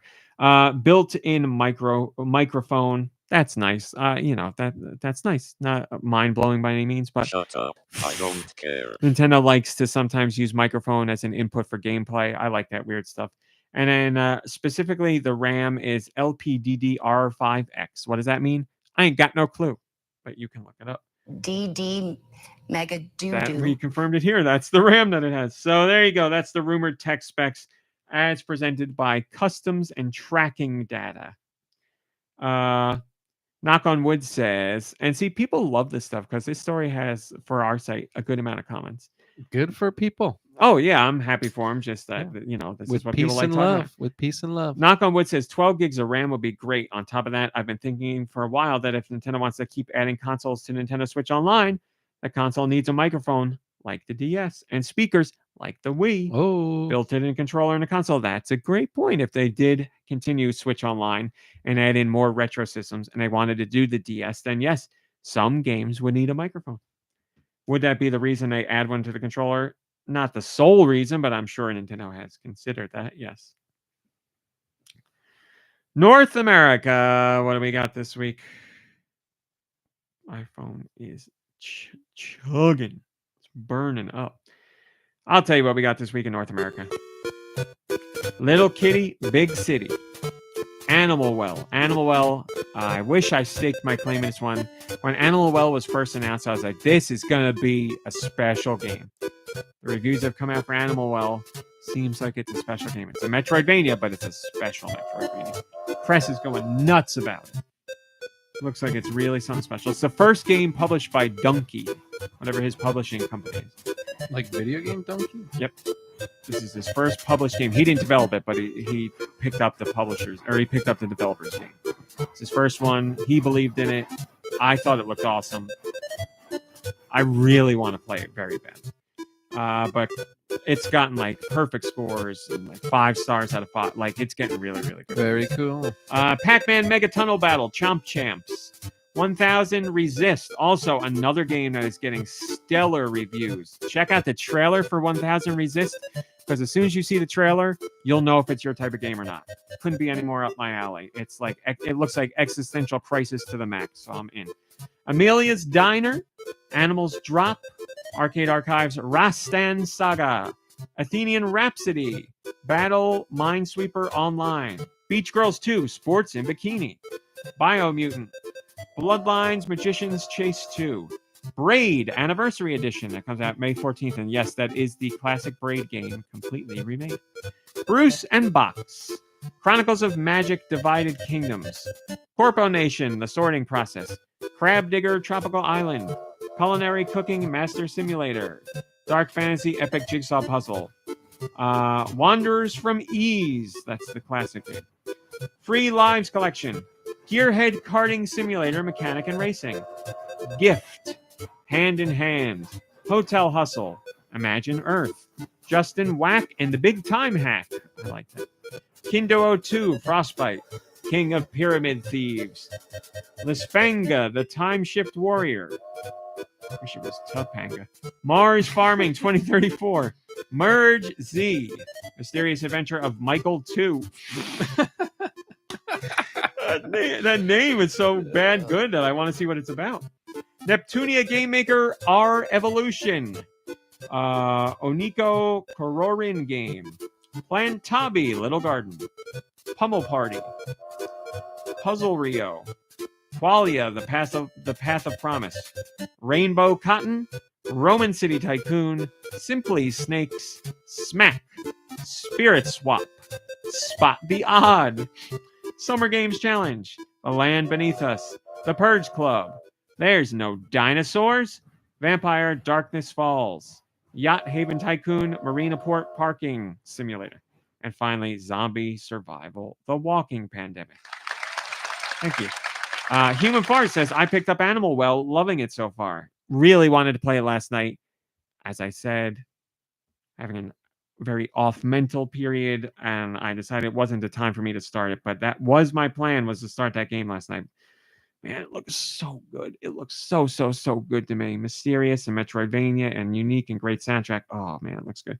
I'll tackle Europe as long as that's okay with you, because you're manning the soundboard. What are the next European masterpieces?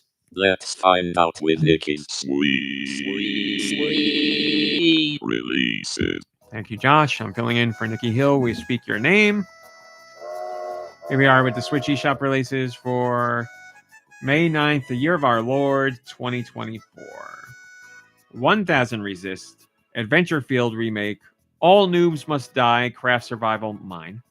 Amelia's Diner, Animal Puzzle for Kids and Toddlers, Animals Drop, Animal Well, Baking Time, Battle Minesweeper Online, Bloodlines Magician's Chase 2, Bombcat, Chronicles of Magic Divided Kingdoms, Coconut Farm 3D, Corgi's Travel, Corpo Nation, Dark Fantasy Epic Jigsaw Puzzle, Dungeon Smash Medieval Dungeons, Wanderers from Ease, again, Ease is YS, Exit Slum 11, Gift, Imagine Earth, Justin Whack and a Big Time Hack, Kindo 02, Frostbite, King of Pyramid Thieves, Night Sim Life, Let's Throw, Street Basketball Simulator, Little Kitty, Big City, My Horse Stories, Mysterious Adventure of Michael 2, Ninja Shuriken Master, Outbreak, The Fedora Files, What Lydia Knows, Pac-Man Mega Tunnel Battle Chomp Champs, Pirates Golden Quest, Pummel Party, Puzzle Rio, Rainbow Cotton, Simply Snakes, Spot the Odd, Summer Games Challenge, The Night of the Rabbit, The Prisoner of the Night, Tractor Farming Simulator 3D, Vampire Darkness Falls, Yacht Haven Tycoon Marina Port Parking Simulator, and Zombie Survival, The Walking Pandemic. No comment for Nikki this time. Sorry, Nikki. Well, you know what? Let me refresh just the chat. Nikki Hill, we speak your name. Speak it anyway. We don't need to do that. We will do this. I will kill him. The Video Game Hall of Fame, the World Video Game Hall of Fame, has chosen its inductees for 2024. As you might remember, they nominated Asteroids, Elite, Guitar Hero, Metroid, Myst, Neopets, Resident Evil, SimCity, Tokimeki Memorial, Tony Hawk's Pro Skater, Ultima, and You Don't Know Jack. The winners this year are Asteroids, Myst, Resident Evil, Ultima, and SimCity. So, congrats to the winners. Deux, would you like to say any words for Resident Evil making it into the World Video Game Hall of Fame for 2024? Just a moment. Perhaps that was the most important was, you're part. right. I'm glad that it got to sluice through. I was playing what was I playing? I want to say it was Jesus, I don't remember. I was playing a game that had like sluice controls in it. Like, and I was like, I had the I don't remember what it was. Stellar Blade? It might have been Stellar Blade, because there is a section with water where you have to move it up and down. So it was probably that. And I like there was a panelists at Sluice 1, Sluice 2, and I was like, oh, Barry would love this. Yeah, we need some more Sluice gameplay. More Sluice action. We're gonna skip that. Yeah, I absolutely love the original Resident Evil. I feel now that so much time has passed, more like you, RMC, where I get real sentimental for those old style games. I mean, we're not going to see a tank Resident Evil by Capcom probably ever again. Probably.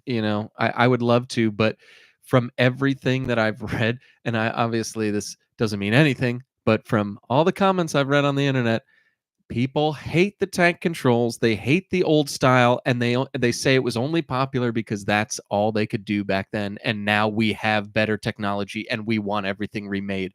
And I hate reading that stuff now because, as much as they have a right to remake these games. I don't want to see the old ones disappear, and I hate that people are like, it's old, therefore it's worse. Yeah, it's not necessarily true. Yeah, I mean, and it's also not true that tank controls were the only way those games controlled back in the day. That's the way Capcom did it, but other companies did other things. But if they didn't do those tank controls, you wouldn't have the feeling that brought out that whole survival horror genre. Yeah. I mean, if it was an over-the-shoulder game, it wouldn't have been nearly as scary. If it was a first-person game, wouldn't have been nearly as scary. They made the choice, and that's why it worked. Partly why it worked. Well, I mean, it certainly isn't the story that made it so good. It wasn't the voice acting. We see other developers nowadays recognize like why that was viable, and it's still viable today because they are continuing those efforts. It's a bummer because you're just going to see it like whatever that, like Signalis or something. You're never going to get Capcom to be like, let's do a Resident Evil like it was. They wouldn't do it. Capcom might, because if you look at Mega Man, they did do Mega Man 9 and 10, which were, here's what it was on the NES. So not as big. Yeah, I get what you're saying. It's a little different, but I never expected them to do that. But you never know. It could happen at some point. Not a mainline game for sure. It'd be like a downloadable only thing or something, but it could with happen. That kind of style of a game, though. I feel like a young kid could jump in and play an old Mega Man and be like, "Oh, this is fun. I get it." But if they jumped in on like the original Resident Evil, they'd be like, "What is this crap, Dad?" Well, it could still control and look the same, but they could also have an option for modern controls too. Like the game I was playing, I forget the name of it. It very much mimics classic Resident Evil in every way, but it has modern control options if you want it, but it also includes tank controls. Moving on, we have a rumor about the Switch Successor's code name. Nintendo loves their code names. Dolphin for the GameCube, Revolution for the Wii, NX for the Switch. So there's no doubt the Switch Successor has a code name. What is it? We don't know, but cyber sleuths have been snooping around, and they think it could be the Muji. M-U-J. Oh, I was just making that up. My name is Muji. The Reggie.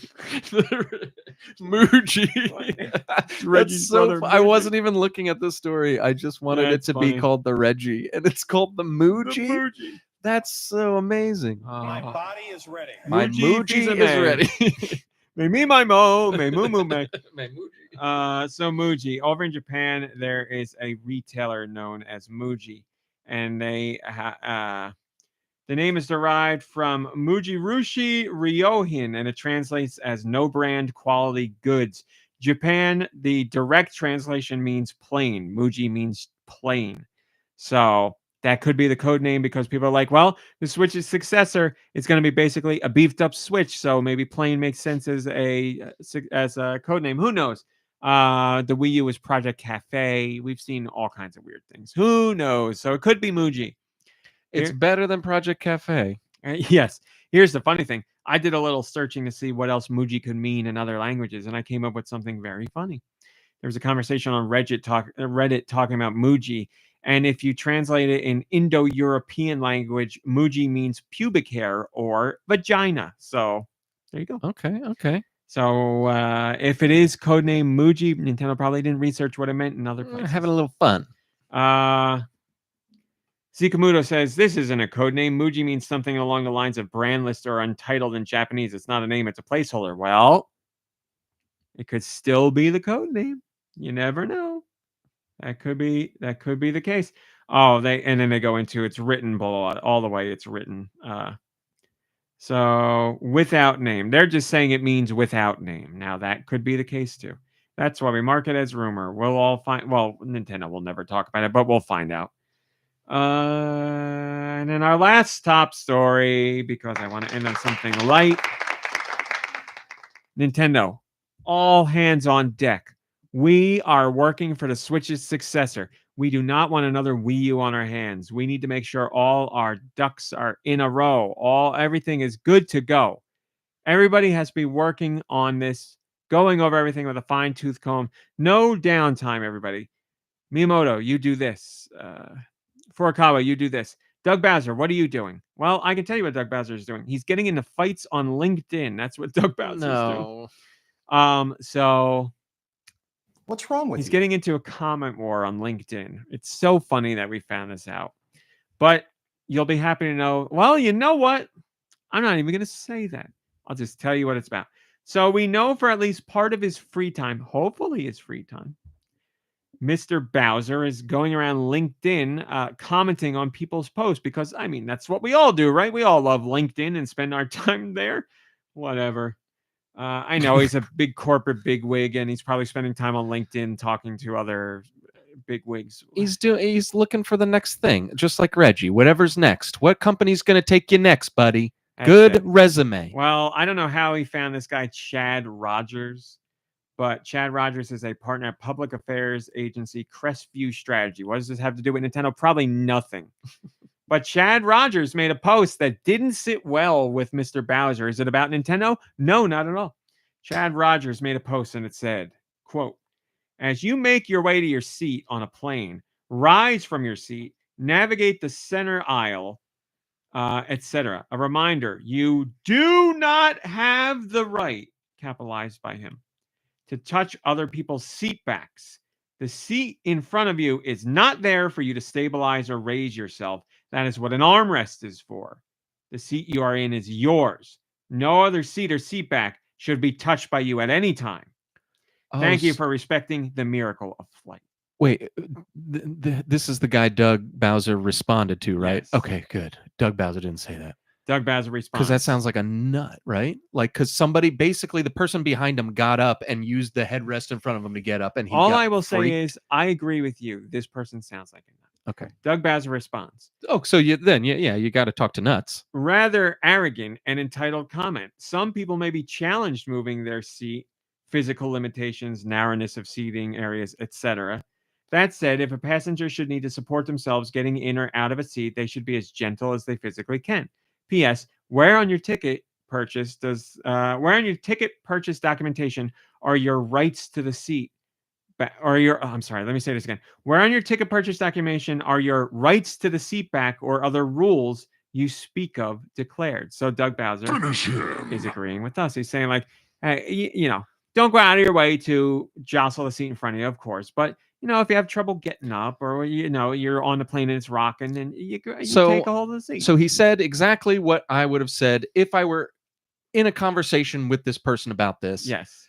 But would I go on LinkedIn and respond to it? Yes. No. But Doug Bowser was Doug Bowser is the majority. This is how the internet works. This is why sites are popular. Like, Reddit's around because millions of people post millions upon millions of comments, and these wars go on all day, and they don't mean anything to anybody, and it's shouting into a void. How many times have you seen, like, thank God I had that conversation with that person because they've changed their opinion?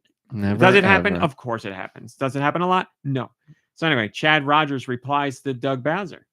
Quote, entitled will be indicating you own everything not elucidated on the ticket contract. Manners are clear. Oh, God, I hate him already just for using the word elucidated. Happy to help you out on them with this post. Seats are allocated by passenger. In fact, printed on all boarding passes. And then Doug Bowser let it go. No, he didn't. Why did I think it was going to end? Of course. Why did I think it would end? Doug Bowser replies, manners are different from rights. I see the arrogance is still prevalent, however. Oh, my God. Have yourself a good day.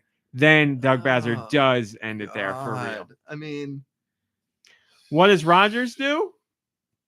Rogers went in and deleted all of Doug Bowser's comments from his thread because they didn't go with his thoughts. Wait, you can delete. Oh, I guess it's on your own LinkedIn page. Yeah, you can delete the comments. So then another commenter left a comment saying, "Well said, Doug Bowser," and that got, I believe, 9 likes, if I remember. It was 9 likes. Okay, And right, Rogers worth it. replied to that guy and said, "Who?" So this Sure, is why the not? internet. This is what Doug. Okay, let me say this. Doug Bowser, good on you. I'm with you. I side with you. I would read that and get frustrated too. I believe how you handled it, as in, like, I believe in what you think. I agree with it 100%. You're right. Use the back of the chair if you have to. Be careful, but don't go around kicking and punching it. We're so in alignment. We couldn't be any more side by side. That said, is this what you're doing? Like, you're the president of Nintendo of America, and you got time to futz around on LinkedIn. Exactly. I love your sentiment, but and you can do whatever you want with your free time. But is what you want to do in your free time go on LinkedIn to reply to assholes? If it is, so be it. That's fine. You're not wrong for doing what you're doing. It just makes me question what you are doing. That's all. That's all. I love your sentiment. If you're passionate about this kind of stuff, leave Nintendo and become an internet warrior. Become a keyboard warrior. Like, start something. I don't know. So bizarre. What a bizarre. Like, if you're a young situation. kid or a young man or a young woman and you're doing this stuff, I get it.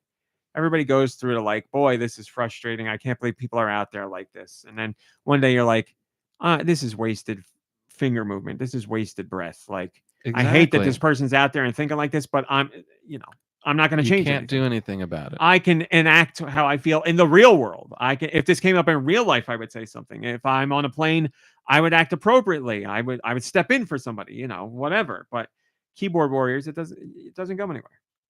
Yeah, so I don't want to come down harsh on Doug Bowser. I like his sentiment. I like that he was so bothered by this guy that he stood up for the other side. But I'm like, what are you doing?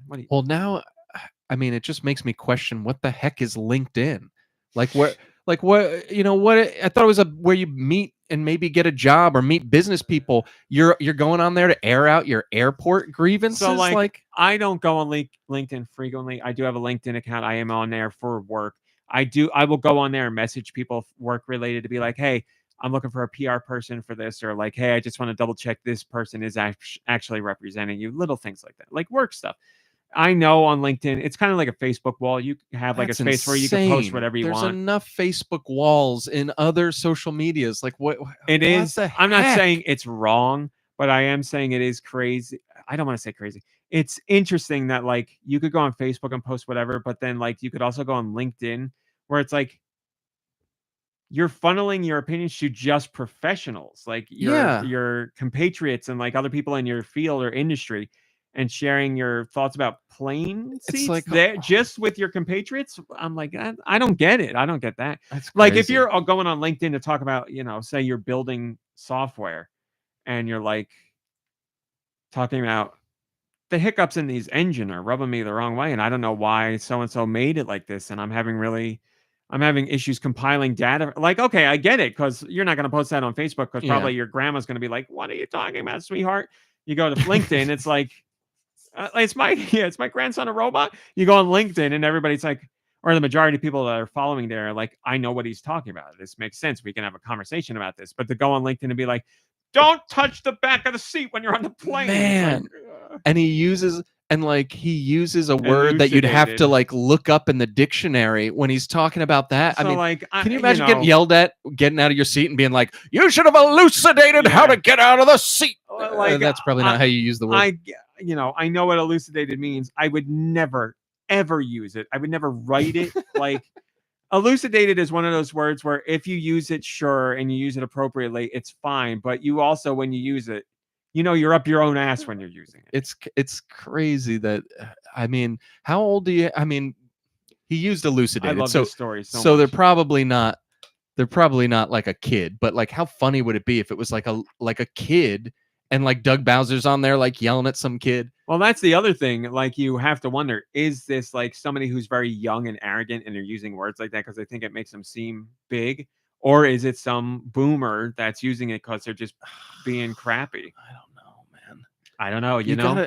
Because it could be, I'd like to say that only one group of individuals has a tendency to be a jerk online, but no, it's like anybody. It could be anybody. They could be 5, they could be 100. If they know how to type and they've got the internet, they're going to find a way to be a jerk because they know you're not going to see their face or be able to say anything. 9 times out, if Doug Bowser met this guy in real life, they'd probably have a nice hello conversation and move on. Like no one would be. It's insane. Colmo says, I love seeing Rami Cowboy elucidate using the word elucidate is great. That is pretty funny. Blood Ocean says, sounds like an SAT word. Yeah, to be like, elucidate is to blah. Iridocyclitis. Blood Ocean, I don't remember if I said hi. So, hello. So yeah, that's the story I'm ending this week on because I love it so much. I love every bit of it. It gives me a little window into Doug Bowser. We had a window into Reggie all the time. This gives me a little window into Doug Bowser. It does make me like him a little bit more. In a strange way, it does. It's endearing. It's endearing, and he's arguing for what you and I would say is the right side. But it's like such a, it's not like trans issues. It's not like, like Roe v. Wade or something. It's like when you get out of your seat, don't you dare touch my seat because it's written in my ticket rule book. And then, and everything, like you said, everything about it's great because it's not Facebook, it's not Reddit, it's not Instagram, it's on LinkedIn. Everything about it's great. Yeah. Anyways, thanks for sharing that one. And then this is great. This is another reason why I love the internet. Because the same conversation happened in our comments. Currybo says, ticket holders don't own the seats, but also by this Chad's logic, that's great that his name is Chad. And you get to call him Chad. That's another thing that makes it By perfect. this Chad's logic, you should not use the tray table or screen in front of the seat of you. You should only use the functions of the seat you hold a ticket for. This whole discussion is dumb. That is a great point. To be like, that tray table is connected to my seat. I didn't even think about that, and that's exactly right. Then Grim Greb comments and says, no, you're wrong, Currybo, and frankly, arrogant. You do own the seat, and you should not allow anyone to touch any part of it under no circumstances. It's an extremely fruitful discussion to have as well. Hope this helps. So that has to be sarcastic. Grim Greb jumps in to play the part of Chad. Beautiful. Currybo says, hi, Chad. Welcome to GoNintendo. And Grim Greb responds and says, LOL, thank you, Currybo. So it's beautiful play between the both of those. Great. Everybody. And then the conversation goes on. But that is good. So again, I'm saying this just so you guys can hear it. Do with it as you please. I am not telling you to do anything. I am not condoning any actions you take. This is just so you have your information. This is just so you have the correct information for this story. That was Doug Bowser, president of Nintendo America, was talking to Chad Rogers, a partner at public affairs agency Crestview Strategy. That's just so you know who the conversation was between. It's crazy to me that you'd give any type of personal thoughts or opinions on LinkedIn. It's insane to me because if I disagree with you hard about something, who cares? But like, if it's like something crazy, then guess what? I'm not going to Intelligent Systems LLC or wherever that guy works. Yeah. You know what I mean? Like, it's crazy that you'd even tell anybody anything about yourself. They're just looking for a reason to cancel you or throw you in the brig. I am so curious to find out how Doug Bowser stumbled on that. Like, does Doug Bowser, like, you and I doom scroll on Reddit or TikTok? Is Doug Bowser doom scrolling on LinkedIn? I bet you he was up for that guy's job and didn't get it, and that guy got it, and then he had to work at Nintendo as the president of America, something, take some crap job in response. Yep, that's gonna be it. All right, that's that. So do you think?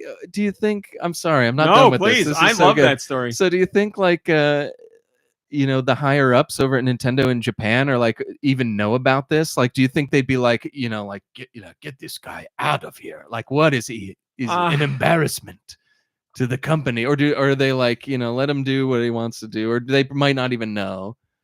I don't know. I would guess that someone in Japan is aware that it became a story. I don't know if it's going to become a thing further down the road because There's nothing here that makes Doug look bad in But any it way, was- shape, or it form. was definitely Chad that deleted his comments. It wasn't Doug that deleted his own comments. Yes, it was Chad. Now, this is a nice eye opener for Doug to get like a real taste of this is how crazy Nintendo fans are. To like, you have Nintendo fans out there who are watching your LinkedIn conversations, and I believe even crazier, it came from a subreddit that's dedicated to just tracking LinkedIn, like crazy LinkedIn conversations. So somebody out there saw Doug Brilliant. Bowser, and they were like, "Oh my god, this is the president of Nintendo getting in a fight about playing Brilliant. etiquette." So So funny. by the way, thank you for the love for this story on Twitter, because I was like, I love this story. I know people are going to be like, why are you sharing this? But I also know other people are going to eat it up. And I'm like, I just really want to share because I think it's so much fun. And I took a few minutes to whip up a picture of Doug Bowser on the plane from Super Mario Sunshine. So it's like Peach and Mario sitting next to each other on the plane. And I threw Doug Bowser in there too. And you guys like gave it a lot of love on Twitter. So thank you very much. I really appreciate that. That's But I love that. Oh my it God, took like that's I awesome. farted it out in 2 minutes, but I was like, as soon as I saw it was about planes, I was like, I know one plane scene from a Mario game, and that's what I'm going with. Great picture of him too. It looks great. I tried to It's pick a very very great. flattering picture of him. Yeah. So good on you, Doug Bowser. Good on you for standing up for playing etiquette on you have GoNintendo support. We are with you. We are team touch the back of the seat. It's okay as long as it's not egregious. So little kid kicking it, punching it. No good. Somebody using it to stabilize and stand up. Fine by me. I've done that so many times where I've never even thought of that, but I have waited until the person in front of me got up. Like if you're getting up, planes landed, like everybody's getting their baggage, I have used the seat in front of me to pull myself up. Yeah, But oh when the yeah. person in front is out of it. I mean, think about how close you are to that seat in front of you. It's really hard to Yes. stand up in that situation. Yeah, especially for a tall person like you. Like you're working with really odd leverage there. You got nothing above you can grab onto. So Yeah.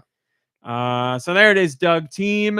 We're Team Bowser on this one. You finally showed a little bit of personality, and I love it. So I've warmed up to you by like a measurable degree. I can't wait till the next Splatfest when it's like, touch seat touchers or, leave it alone. We'd need a third option. That's the greatest Splatfest idea. Yeah, but it was just Splatoon 2 we could do with the two, but we need a third in there somewhere.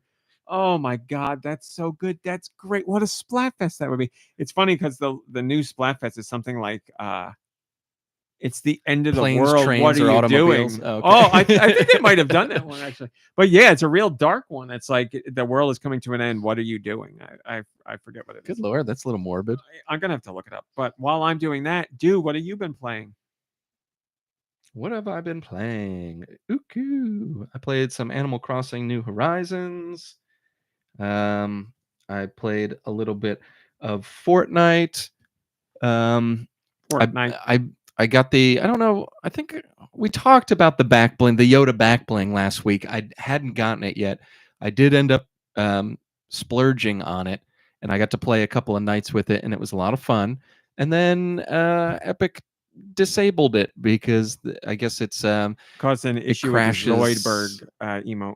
Yeah, when literally crashes the game, like boots you out of it. So. Yeah, I've heard some horror stories about it, so glad that they're working on it. Hopefully they'll fix it. It was really bad timing for the Star Wars event, but it was also really bad timing because the Zoidberg emote was being sold in the shop at the same time. So it was like a perfect storm of like just things falling apart. Yeah, we're lucky, I guess, that we never noticed it, or at least it didn't happen to us. Not none us of us personally, have the. But I mean, well, none of us have the Zoidberg emote. No, I heard that it could crash the entire lobby.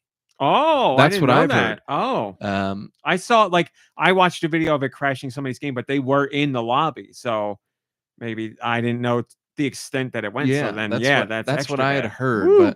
But so yeah, hopefully it'll come back. Or I mean, I'm not too worried. I'm sure they'll make it right if they can't bring it back. But yeah, that seems they silly. Just did something recently where they lowered the price of, I don't remember, doesn't matter, a cosmetic item by 300 V-Bucks, and everybody that owned it already, Epic sent them 300 V-Bucks back. So cool. they're good with that stuff. Yeah. So I'm not worried. I just kind of want it because it's funny, and I bought it, and it's Star Wars themed, season. Mm-hmm. So I switched back to I switched back to Lil Whip in protest until because I was Mandalorian until we can get this figured out.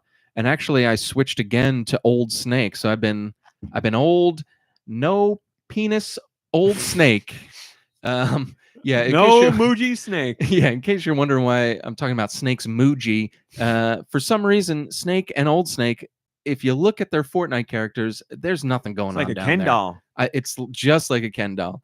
And I don't know. There's something. Flanders in that ski suit. Yeah, it feels like it's wearing nothing at all.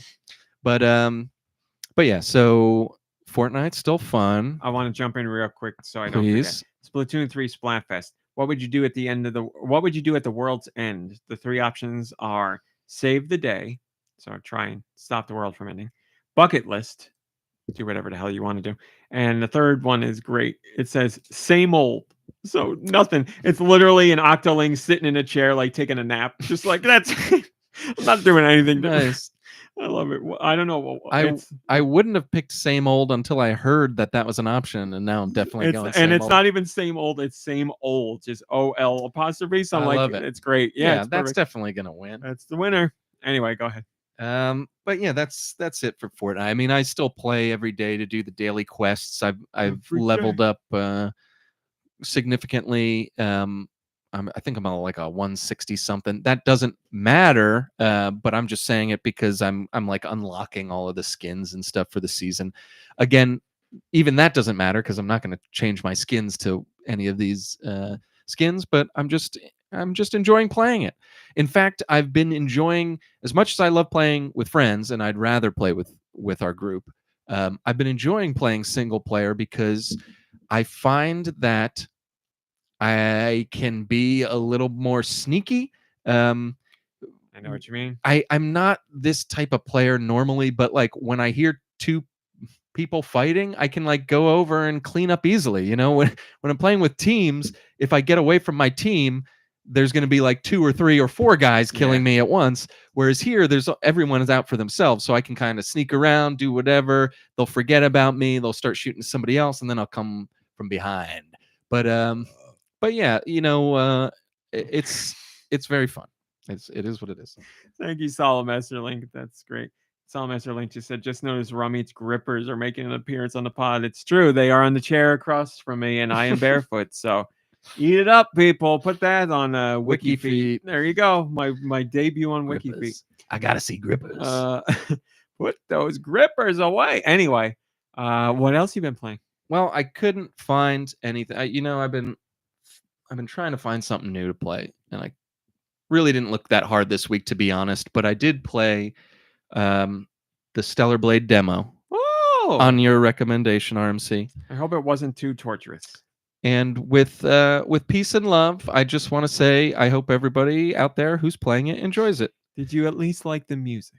I thought it was okay. Oh, I really didn't even get into the music. Oh. I can't explain just how not for me this game is in every aspect of the words. Not for me. Well, that's why there's a good thing there's a demo. But there's a demo, and I tried it, and I'm not mad that I tried Yeah. it. It wasn't. I don't want you to think I'm just trying to be a contrarian here because everyone loves this game.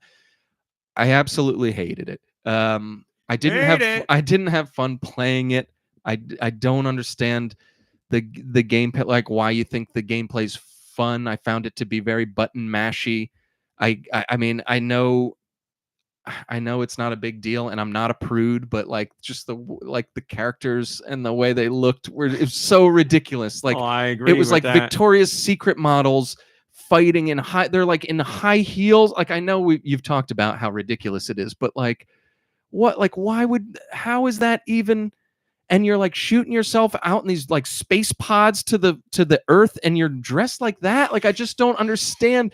Like if they're soldiers, that's one thing. Dress them like soldier. Like why do you? Like I said, if they gave some, It's I'm crazy. multiple hours into the game. I have no explanation for any of that. If they gave an explanation, even if I didn't like the explanation, at least I would have some sort of reason. But there's nothing so far. It's so crazy, and I hate to sound prudish because I'm certainly not. But oh my god, it's just so uncomfortable and weird, and it's just like, what is like, why? I couldn't even get past it. Like, I played the whole demo, by the way. Beat the it stops after like a boss. It took me over an hour. What are they called? Well, it's a name they say all the time, and I can't remember. I can't remember it either, but I wouldn't. Yeah, I don't know. But it reminded me of Nativas. It reminded me of my least favorite enemy to fight in Dead Island 2. It looks like just like this enemy that you fight in Dead Island 2, but that's neither here nor there. It just wasn't for me. Again, I'm kind of like at a loss as to why people love it so much. I'm missing something certainly, but for me, it was like a button mashing hell of boredom, and I didn't care for the enemy designs. It wasn't satisfying to beat them up. Like I feel like you have fun. Like, the reason why you like the game is because you love the gameplay. You love going around and hitting these things and doing your thing. And I just wasn't getting any of that. And then and also I didn't. I mean, it looks good, but it wasn't like. I mean, I didn't feel like, oh my God, this is a PS5 game now, baby. Again, it's just not a game for me. So I'm being pretty harsh on it. Obviously, it's gotten great reviews and everybody loves it. So I would definitely play the demo if you're even if you're not interested in it. I would say play the demo. There's no reason not to if you have a PS5. Yeah.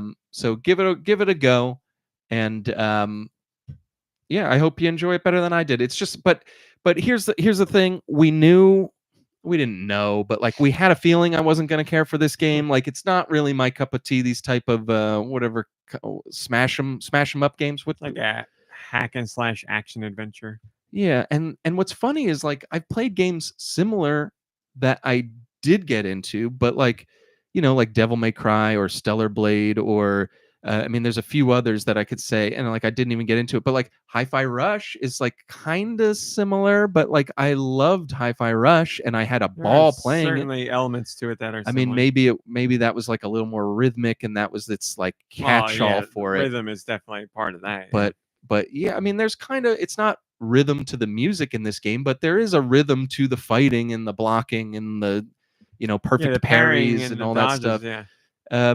But yeah, I don't know. It wasn't for me, so that's it. I'm glad I played it, and I wanted to give it a whirl. I really wanted to like it, to be honest, just because I wanted to. I don't know. I want to play something on PS5. I want something new and something different and something that I can get into. But yeah, I mean, I go through these ebbs and flows with games all the time, so. I'm still thinking of what we're going to play next. Still waiting on the Sea of Stars hard copy to come in the mail. So I don't know if I'm going to wait for that or if I'm going to try to push something through. But yeah, the reason I hadn't even looked into it is because I had that free trial of AMC Plus for the week. Mm-hmm. So I must have watched maybe 13 or 14 Shudder movies, and man, they're not all make you shudder. They're not all bad. There were some redeeming parts of them all, but man, not most of them are rough. I mean, I appreciate horror movies, and I'll watch a bunch. So this is like end of the show talk. So basically all I'm saying is I didn't have time because I was watching bad movies. I might have time now to play some games. Anyways, RMC, thank you for listening. What have you been playing? Thank you for asking. I've been playing more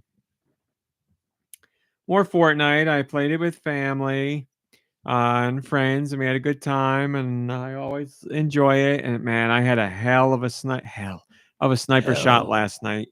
Oh, I should send it to the Discord. Really, really proud of it. And it's so great. I edited down a clip because it was long and the sniper shot was just towards the end, but it was me up on the island raising the flag, and I was just like doing Gangnam Style while I was up there, and I heard like the rift noise, so I knew somebody was flying by, and I thought they were going to come to the island, but I guess they saw people at the island, were like, never mind. So they were like falling past the island, and I had a sniper rifle. I'm like, I wonder if I could time it, and I shot him and killed him, and I got a headshot with the sniper rifle as they were falling down. I was like, I feel so good, but I feel so bad about this. It was a great. Well, what's shot. funny is like, I mean, you're really good at Fortnite, but like that's not a guaranteed shot for a guy like even you. Oh, and yeah. But you know that person that got hit was just like, I just got killed by the best player in Fortnite. You know, like they probably think you do that all the time, because that's when someone gets me real good, I'm like, they're the best player I've ever seen. You know, like we all have those moments. Yeah, when you get killed by somebody, you're like, how did they do it? I don't understand how it's even possible. And you're like, they have to be the greatest player in the world. And then I'm sure. It happens to everybody. We all go through that. There you go. I sent the clip to the Discord if you want to see it. So that was good. I played that. I played more Stellar Blade with the opposite of Deux, which you already knew. I'm really enjoying it. I'm exploring the open world section and just doing little side missions, and I'm just having fun picking up little trinkets and upgrading my character. I found this one guy was like, I want to cut hair, but all my stuff is at the dump, and you got to go get it because it's too dangerous. So I was like, oh, I'll explore out here. So I got what he needed, and now he'll give me different haircuts. And I'm like, I don't like any of these hairstyles, so I kept what I had. But you get experience. Sorry, that was another thing. Like her hair, you wouldn't have that hairstyle. She's got a ponytail that goes down to her ankles, and it's like you wouldn't have that on the battlefield. I know I know it's silly to complain about that. But like, oh my God. And the hair physics for everything was annoying me, because it was like, she's going to step on it, or like, how is it not getting singed, or what? I mean, what kind of. Well, what if I told you when you get a different haircut, it changes the hair up here, but she still has the long ponytail down Really? back. Yeah. Man. I was like, that's an odd decision. I checked every hairstyle, and she still had the long ponytail after it. So it's just like, I wonder what the. I don't know why. But anyway, I'm playing that, leveling up my character. I'm learning new moves. I'm really having fun exploring this open world part, and just finding all interesting stuff there. So I'm just taking my time and leveling up before I continue on with the story more. I'm really in like a Tears of the Kingdom, Breath of the Wild kind of spot with it, where I'm like, I'm not going to do the main story right now. I'm not going to go into the story right now because I'm having fun doing this other stuff. Well, Coma tells me now there's an option to remove the long ponytail and replace with a really short one. There you go. So I guess I can change it. I don't know if it's something extra I need to get, or if the guy that the barber does it, but you can have a short ponytail. So I played that. I played more. It was in the demo, just under settings. I'll take a look. Thank you. I played more Lorelei and the Laser Eyes, but I can't. I'm not allowed to talk more about it than I've already said. And I played Solo Leveling Arise. Like I said, I mentioned earlier that I talked about it on Patreon, and I'll talk about it here now in detail. Solo Leveling Arise is a game based off of Solo Leveling, which has an anime, but it is made by Korean people, because there's a Korean, what's it called? I think Korean comic books are called manhwas, something like that. I'm just learning about this for the first time. Why not? So there was a book basically, and there's a novelization and a comic book, and then the anime that Crunchyroll commissioned, and now there's the game. So being a big fan of the show, also my mom is a big fan of the show. She watched the whole first season, and she's like, I really like that. That was really interesting. I'm excited. She's like, manhwa. Thank you, alternates Liz. Manhwa. She's like, is there going to be more? I was like, oh yeah, this is a big hit for them. There's going to be more. So I wanted to play the game. The game is free to play, but it is filled with microtransactions. It is a gacha game, as I mentioned earlier. A gacha game is basically like, it's filled with like ways to spend money, and it's like very slot machine-esque, where it's like, you could get these great characters or these great weapons, and all you got to do is spend a little bit of money, and there's like a 0.005% chance you'll get it. But if you get it, man, you're going to be top of the field. You're going to be able to take out all these enemies. So whatever. I'm not going to do any of that. But I have never played a gacha game like in earnest. I've never played a gacha game. I've seen them and I know of them, but I've been playing them. And like half the game is just going through the menus to clear out everything, because it's like you got 5 gems, you got 10 coins, you got 15 experience, you got 20 rubies, and it's like, use these things to unlock this thing, and use these things to buy this thing, and it's like just 17 different ways to get you to spend money on stuff, which again, I'm not going to do. And then there's daily login bonuses, and there's run missions here, and do storyline here, and do challenge mode here, and do squad based things here.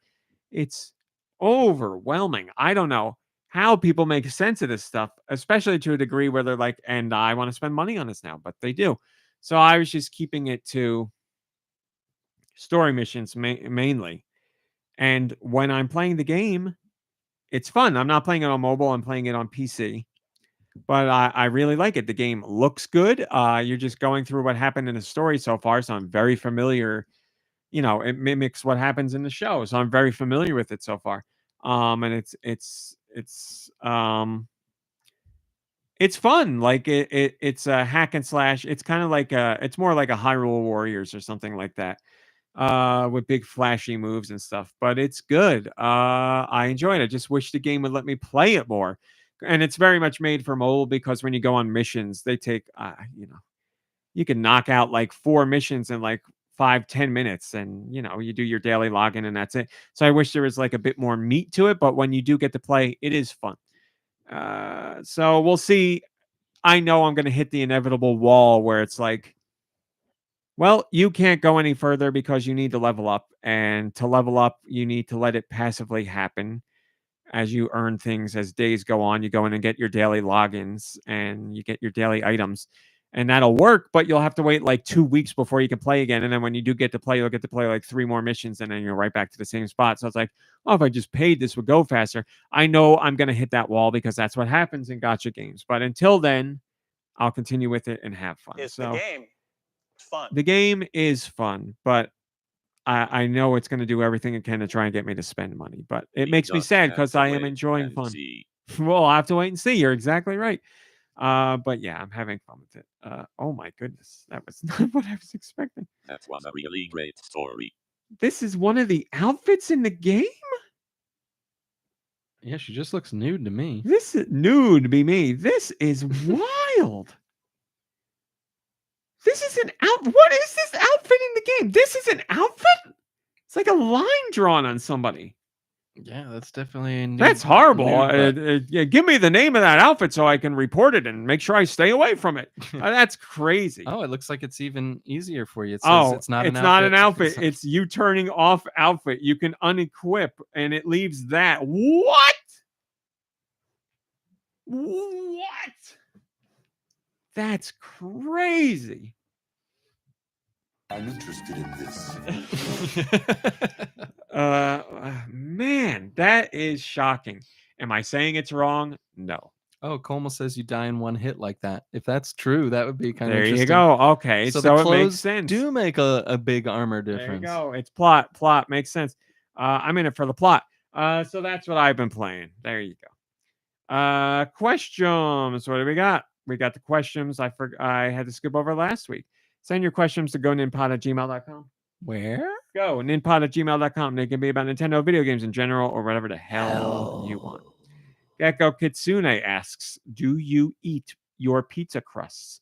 Every time we have a pizza at home and I see my dad's plate full of leftover discarded crusts, I'm appalled. The crust is one of the best parts, and I can't believe he won't eat them. Am I crazy? Let's go part by part here. Do you eat your pizza crusts? Sometimes. I will. Most times, I'll say. When I was a child, I didn't. As an adult, I do. And if I don't eat them now, it will be on the last slice, because I'll be like, I'm stuffed. Like, if it's stuffed crust, I'm eating it, definitely. But oh, yeah, definitely. If it's regular, I'll be like, I want one more, like, pizza. I can't do the crust, and I'll leave that. But 9 times out of 10, I'd say probably even more than that, I'm eating the crust. Okay. And just like pizza, crust is better sometimes and worse sometimes. So, sometimes you get like a real doughy crust that you're not really into, or me personally wouldn't be into, and then other times I get a crust that I really like. So that's why I say most times I will eat the crust. But same as you, as a child, never ate the crust. Just give me that cheese and sauce, baby. GekkouKitsune says the crust is one of the best parts. Agree or disagree? I mean, it's not for me, but could you have a pizza without the crust? Not for me, baby. I want it there. I want it there, and I want to eat it. I agree with everything you said. Like crust is not important to me, but I don't dislike crust. Like when I think pizza, I think of, the 85% of what I'm eating versus the 15%. But I can appreciate a crust. So Definitely. do I say it's the best part? No. Here, I'm going to be completely honest. When people say crust is the best part of the pizza, I'm like, I don't trust this person anymore. Yeah. I don't get that. But I don't have to, though. And I'll eat one of those like thin square pizzas that you get from like, what is that, a Brooklyn or whatever that's called. But like seeing something like that without crust, it's weird. It's weird for me. I like the visual of a pizza. Pizza is very aesthetic for me as well. When you get like a Domino's and they cut it into square, like they cut the thin and crispy into squares, like it's also awkward because you're like, well, now I'm holding like the pizza. Yeah, like just the crust like is nice to hold on to. Feels weird. Yeah, feels strange. Feels kind of wrong. Yes, I feel like a monster. You kind of do feel pizza. Like exactly. Yeah, like the crust is like it's like okay, here's somewhere I can put my hand where it's not going to get dirty. It's just bread. But yeah, that's a good point too. And then GekkouKitsune says, "Am I crazy? No, you're not crazy. Of course not. To be appalled at your dad for leaving all the crust. I don't know about appalled, but I'd be like, I'll put this in my memory bank. I'm going to remember this. I mean, I would eat if I was still hungry and cared. I could eat my dad's crust. I wouldn't eat a stranger's crust, but you could eat that. Now, as I've mentioned before to you in real life, I don't remember if I mentioned on a podcast, my dad is weird, as you all know. My dad will go to a pizza and cut just the crust off to eat the crust. Really? So you'll go to get a slice of pizza and the crust is missing. And you're like, who does this? Animals. No one does that. Animal. Like, he's like, well, I didn't want the slice. And I'm like, okay, well, then you don't do what you've done. Yeah, what, you don't have a piece of bread in the house or something? Like, you're not going to ruin this pizza. Yes! Like, a slice of pizza is now ruined. Yes. I mean, not like I'd still eat it, but still, but like it's like essentially disfigured. It's odd to see. Look what they've done to my boy. Yeah, you go see it and you're like, what did someone do to this? Yeah. But it looks like an animal got in there. He's a weird guy. We also have a Patreon question. You can join the GoNintendo Patreon for $1. For $1. HumanFart did to ask this question. What's something you prefer to buy the cheap version of? And on the flip side, what is worth buying the expensive version of? That's a great question. Yeah. Cheap version of. What is something that's cheap that I like continually buy? See, I wouldn't say they're bad, but I buy the giant cheap boxes of batteries from Costco. I'm wearing my Kirkland shirt today, but their batteries are good. So it is cheap, but they're good. So yeah, I don't know. You know what I bought? I bought the Amazon Basics earbuds because I use wired earbuds. And like when I'm walking on the treadmill, I'm like, I want to use earbuds. I don't like wireless earbuds. And I'm like, these earbuds are like $9 and they're going to get jostled around while I'm walking. If they crap out after 6 months, I really don't care. It's not that big of a deal. I don't want to get like $150 earbuds because I'm just watching a show. Amazon Basics earbuds are fine. And traditional headphones hurt my ears after a while. I can, like when we're playing Fortnite, by the end of the like if I play with you guys and family, by the end of that, my ears hurt. Is it because it's your glasses? I've tried without glasses and it's the same thing. I don't know what it is. So like when I play games on my own, I'll use earpods or earbuds. I'll put in earbuds. So I'll take out my little Amazon Basics and plug that into the controller rather than the big. And they're fine. They say Amazon Basics sound more than fine for what I'm doing. I'm not like an audiophile. It's totally okay. They're not tinny. They're not horrible. Like I know what a bad earbud or headphone sounds like. These are more than fine for what I'm using them for. So that's the best I can think of for cheap. Do you have cheap? I mean, I usually go ShopRite brand stuff when I'm at ShopRite. And great example. 9 times out of 10, it's called Bowl and Basket, and it's the ShopRite brand. And 9 times out of 10, it's just as good. Yep. I can't think of. I'm trying to think of one example I have where it wasn't as good. and I don't have one. Now, there's not a bowl and basket sriracha, but there are different types of srirachas, and I have to get the hoi fong with the rooster on it. I've tried a lot of cheaper options or different options, and they're never as good. And but yeah, I mean, that's like kind of a bad example. I really don't have something that's like jumping out in the top of my head. But yeah, hoi fong, if you're a sriracha fan, you probably already know about it then. That is such a good answer because I am not only in 100% agreement with you on that, I'm like in my era with that stuff. I'm like so into it now. Like I talk all the time, like how great I think Aldi is, or Aldi, or however you're supposed to say, and Costco. And when we go to Walmart, like their Great Value brand, or when I go to ShopRite, their Bowl and Basket.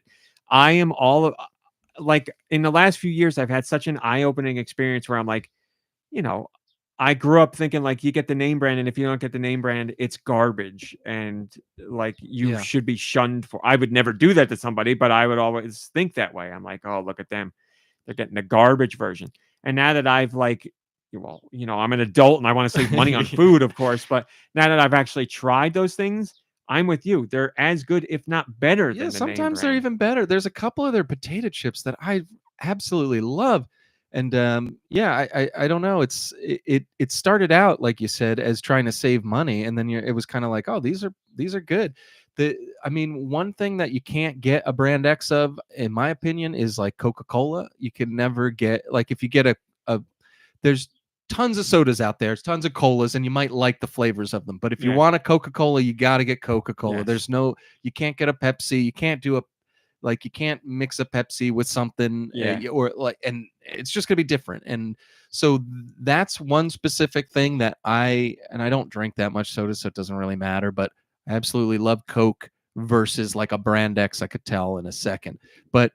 I've had like blue soda from A Treat that's been good. It's not cola, but I can still find other flavors to mess with. But I'll agree in the sense that I can definitely tell the difference between a Coke and a Pepsi, or a knockoff Coke and Pepsi, without a doubt. All those colas taste different. They're somewhere in the same ballpark, but a Coke, you're like, this is a Coke. But like I get. Oh, I just saw that you're ordering pizza, TKO. Enjoy it. I literally just went through this yesterday. So I love Aldi so much because their deals are insane. Their brands are phenomenal. I'm blown away. Mom Brain and I go to Aldi maybe once a week, maybe once every week and a half, depending on what's going on. And we get a cart full of stuff. I mean, like the front of the cart all the way to the back is filled, not piled up high, but like the whole bottom of the cart is taken up. And that's enough for us for a week or two of food. And we spend anywhere from $55 to $65, which is insanity. Because we buy like 4 things at Walmart or Target, and it's more than that, if not the same price, more than that. So it's great. And all their deals are so good. And to put this in perspective, we're talking about soda. I'm okay not drinking Coke or Pepsi. As long as I enjoy the flavor, I'm okay. Aldi's brand of soda is called Summit, I want to say. And it's good. I drink it all the time. Is it as good as Coke or Pepsi? No, I happen to be a bigger Pepsi fan than a Coke fan. It's not as good as those, but Walmart's, whatever their soda is, I don't remember the name. Theirs is bad. I do not like theirs. Aldi's Summit is good. I'll drink it.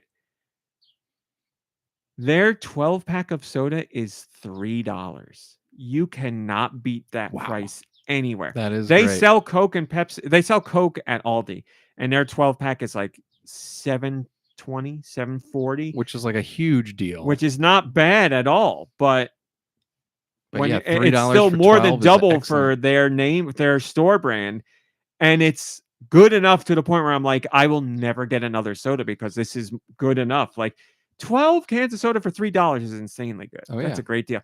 So when we went to Aldi last time, Sam's Club, you're right, Solomon Esterling. We went to Aldi yesterday, and all of their Diet Coke, Diet Soda, Diet Summit was sold out because it goes quick. Everybody buys it. It's an insane deal. So I was like, I still got soda left over. We'll wait until we go shopping next time.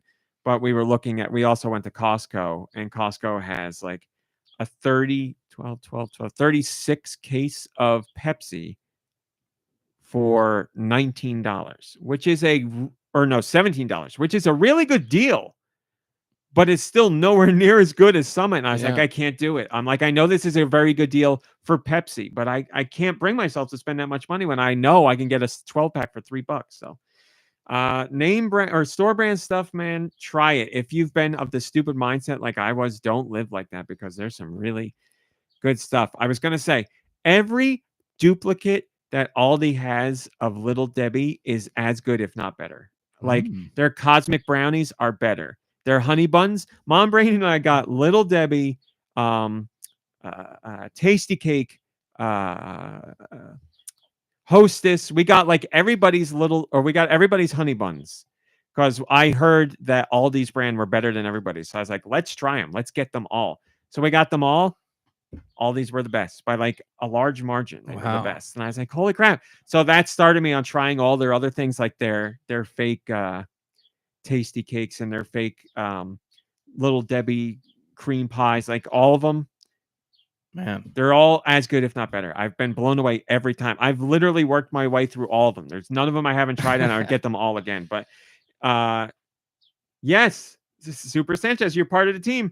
Yeah, I know you're in all these, man. When you said Clancy's, because Clancy's a brand, they have Clancy's chips and crackers, everything, and we've gotten so many of them, and I like them all. The only thing I will say is they have their brand of Cheez-Its, and they're not as cheesy as Cheez-Its, but they are good. They're still good. They had their version of Cheez-Its like extra burnt, which I like. Oh yeah, toasty. Nice. And I love toasty Cheez-Its. Theirs were not as cheesy, but they were still a very good cracker. So I was like, this is one of the other name brands where I'd be like, okay, I could see Cheez-It is probably better if you're all about the cheesiness, but still not a bad cracker. So yes, Super Sanchez, take my word. You're talking Clancy's. I agree. You go with, I don't remember what it's called. It's like Baker's Choice or some brand you never heard of. Ooh, but I was going to just bring up that I haven't found a good knockoff Dorito, so I'm going to have to try that. I bought Clancy's Doritos. I bought their variety pack of it was like their fake. There they are. That's right. It wasn't Clancy's. It's their other thing, Savoritz, which is such a funny, great name. We got Clancy's 4-pack. You know how they do the big bags of little snack-sized chips? Mm-hmm. It had sour cream and onion, salt and pepper, barbecue, and those are Doritos, potato chips. Oh, they had potato chips and a Dorito version. Yes, they were all in the sampler pack, and we got all of those. Again, it was another insane price. It was like $7 for like 24 bags of chips, like single serving size, and we got them, and Mom Brain was like, these are pretty darn good. And I was shocked at how good they were for the price. That's what I need. They're not going to beat a Dorito when a Dorito is like, somehow happened where it got an extra layer of dust on it. It's not going to beat that. Right. But for snacking purposes, yes, they'll do the trick. I don't know what a Dorito is, but God, I love Doritos. I haven't had them in so long too, because I don't get them anymore. And it's like $7-8 a bag. I know, and the bag is like not maybe 2/3 full if you're lucky. I can't even bring myself to buy them, so I haven't had them in forever. But ridiculous. There's something about, I don't know what it is. I know it's bad for you, and I know it's not real food, but God, I could snack on those forever. The Cooler Ranch, especially, I just can go hard on them. That day at your party, when we were eating those like chips and cookies, I'm not lying. Because of my diet, I will forever remember that day, because I was just like, everyone's going in on these cookies and chips, and I'm going to do it too. And I was in heaven. Like, just, a dirt Oreo. Of course, I'll have 8 of these. I liked watching you enjoy the those crackers that are pretzels on one side and cracker on the other. They're so good. I love those things. Did you see that Ritz has now extra buttery Ritz? I'm like, I didn't, but I saw them, and my first thought, honest to God, was, why didn't these exist when Deux had his party? Because I would have been like, we got to get these. Yeah. extra buttery Ritz. Man. That's Ritz thing already is being that's buttery. that's the best part of the Ritz is the buttery flavor. But yes, oh my god, it was so good. We spent so much time talking about cheap things that we buy that are good. What are things that are expensive that we are willing to spend the money on? I'm trying to think, like, I can't think of like specifics, but when it's like a kitchen appliance or like like a washing machine or a dry, like something you're like, I want this to last a long time. Right. I'm not going to cheap something out like on that. this. I can see. Like a car part. And I mean like expensive within reason. Like I'm not going to get a top of the line tire, but I'm not going to go like the bottom of the barrel, So that kind of stuff where you're like, I need this to survive or to make my quality of life that much better. And I don't want to spend money on this every 6 months to a year. So I just can't think of like a specific. Yeah, I can't think of anything specific either. Like a game controller is a good thing. Like I will buy a name brand game controller. That's a good like idea. If I'm going to buy, like I'm not going to buy. I like Power A controllers. I do. I like them a lot, and I think they're good. But if I'm going for a replacement on a PS5 controller or an Xbox controller, I'm going to go with Xbox or PlayStation. I'm not going to get one of the me other too. ones. So that's the best, and they are certainly more expensive, but that's the best thing I can think of for expensive. We're just cheapos here, guys. The food we put in our body, we go cheap as possible. So, man, I bought a bag of potatoes at Costco the other day for like $7, and it was like 10 pounds of potatoes. And they're all, I read online, it's like the average russet potato weighs like 165 grams. And like every potato in here is like 350 at least. And half of them are like 475. And I'm like, what are they doing at Costco? What's going on here?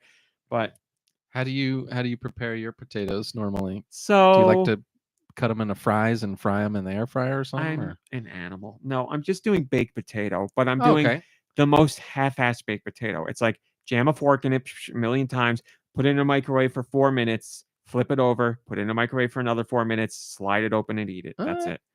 I mean, that works. I mean, salt and pepper. If there's one thing because I absolutely love potatoes. I mean, everybody does. Who doesn't? But like, if there's one thing I hate about them, it's they take forever to prepare, no matter what you're making. Except if you do it like that. I read online because I was like, I'm buying these bag of potatoes. I'm going to eat most of them baked.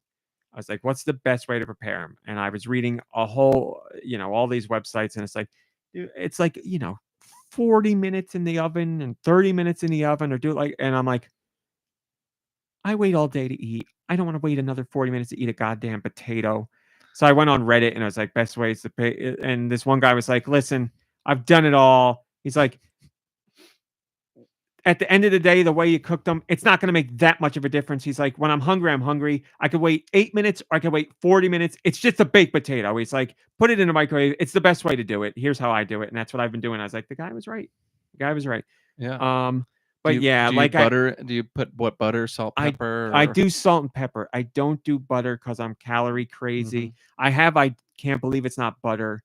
I'll do a couple sprays of that because that's good enough to fake it. And that's like another 10 calories. It's not bad. But like we have so many seasonings that I'll do. We got like garlic, wood-fired stuff. And so all that I'll do. But the potato, as long as it's cooked long enough, it's good enough on its own, especially with the seasoning on it. Yeah. Yes, I would like butter. That would be great. I'm not a sour cream guy, so I wouldn't do that. But yeah, and a potato is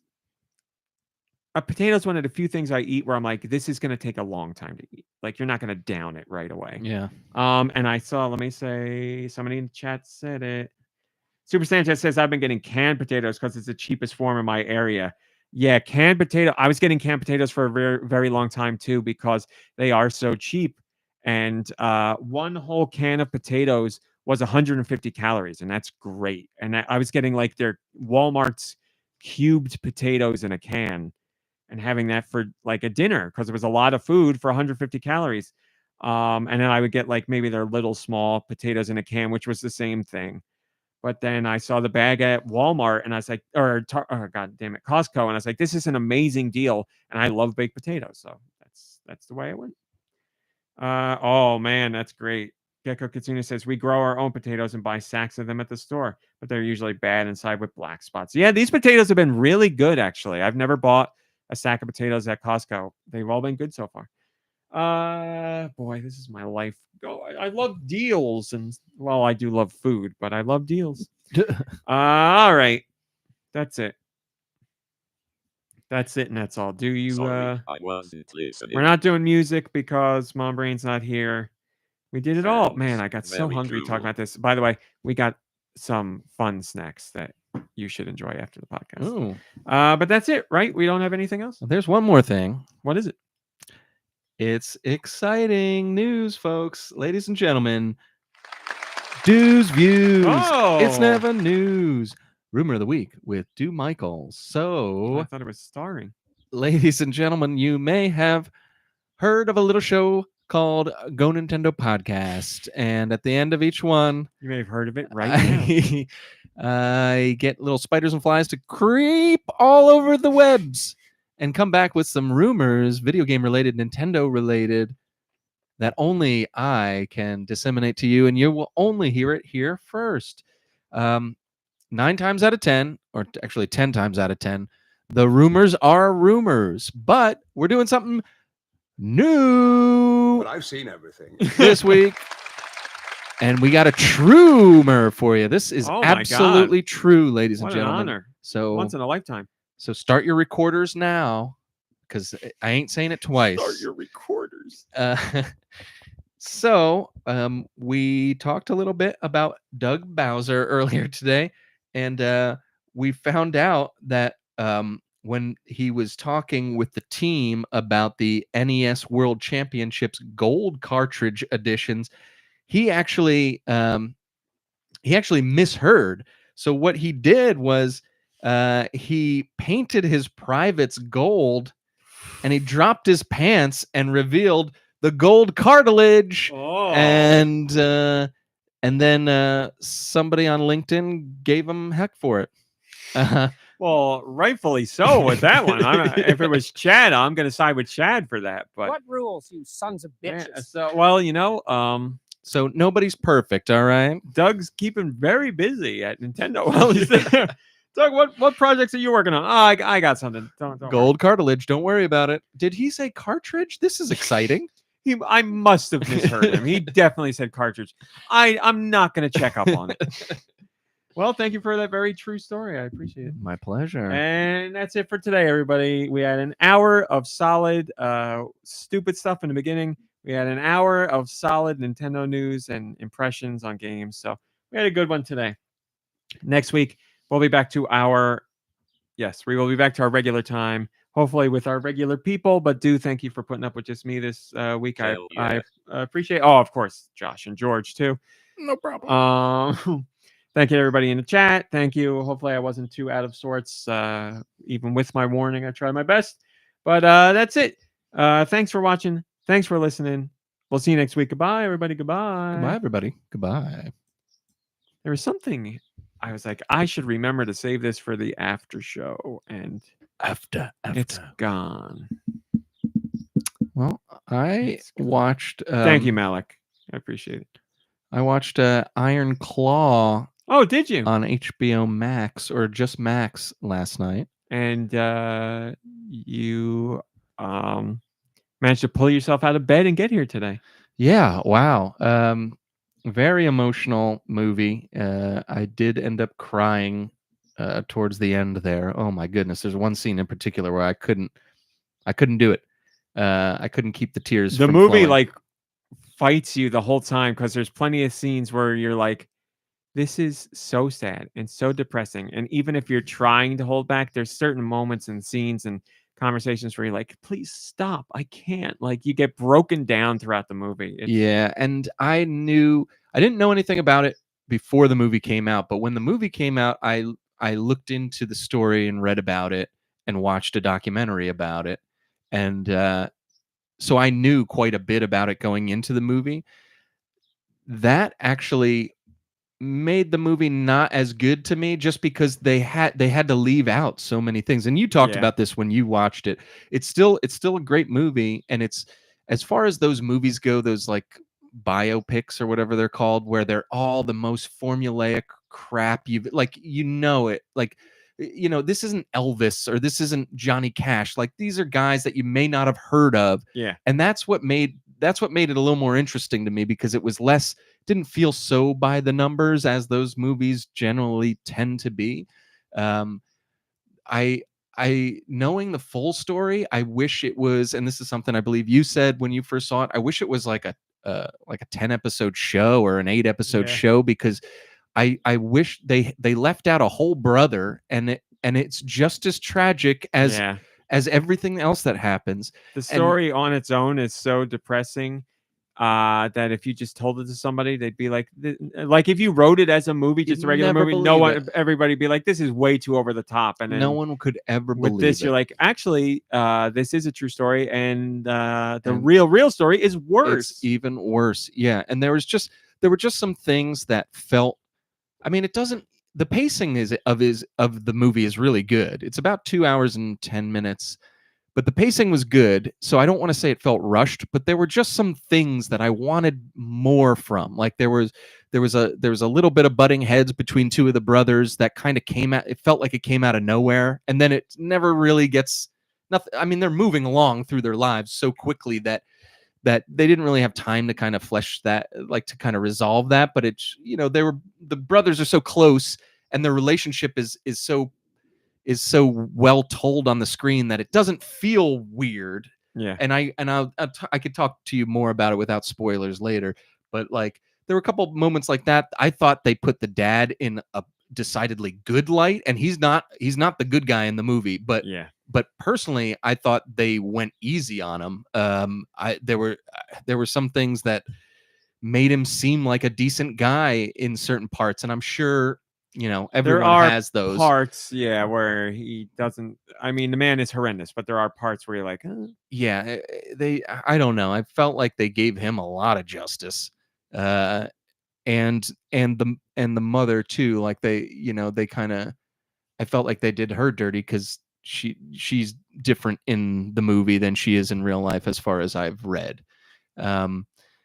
I did like how you don't have to know anything really about wrestling to enjoy the movie. And what I also liked is how most of the wrestling scenes were shot in a way that showed you why it could be exciting to watch, because a lot of people who don't know anything about wrestling are like, whatever. And when you're watching it on TV and you don't know anything, it's easy to be like, whatever, because you're like so far, the camera's so far back. But they shot everything from like right next to the ring, and even though they're in like some high school gymnasium, it's like, oh, this is why people liked wrestling. They did a really good job shooting those scenes. I completely agree. Yeah, because you're like right there, and you're like, and when you go to a live wrestling event, you get caught up in it because it is exciting, and it was just really cool to kind of, without having to explain wrestling and go like, if you don't know wrestling, this is it. They didn't have to do any of that. They just kind of,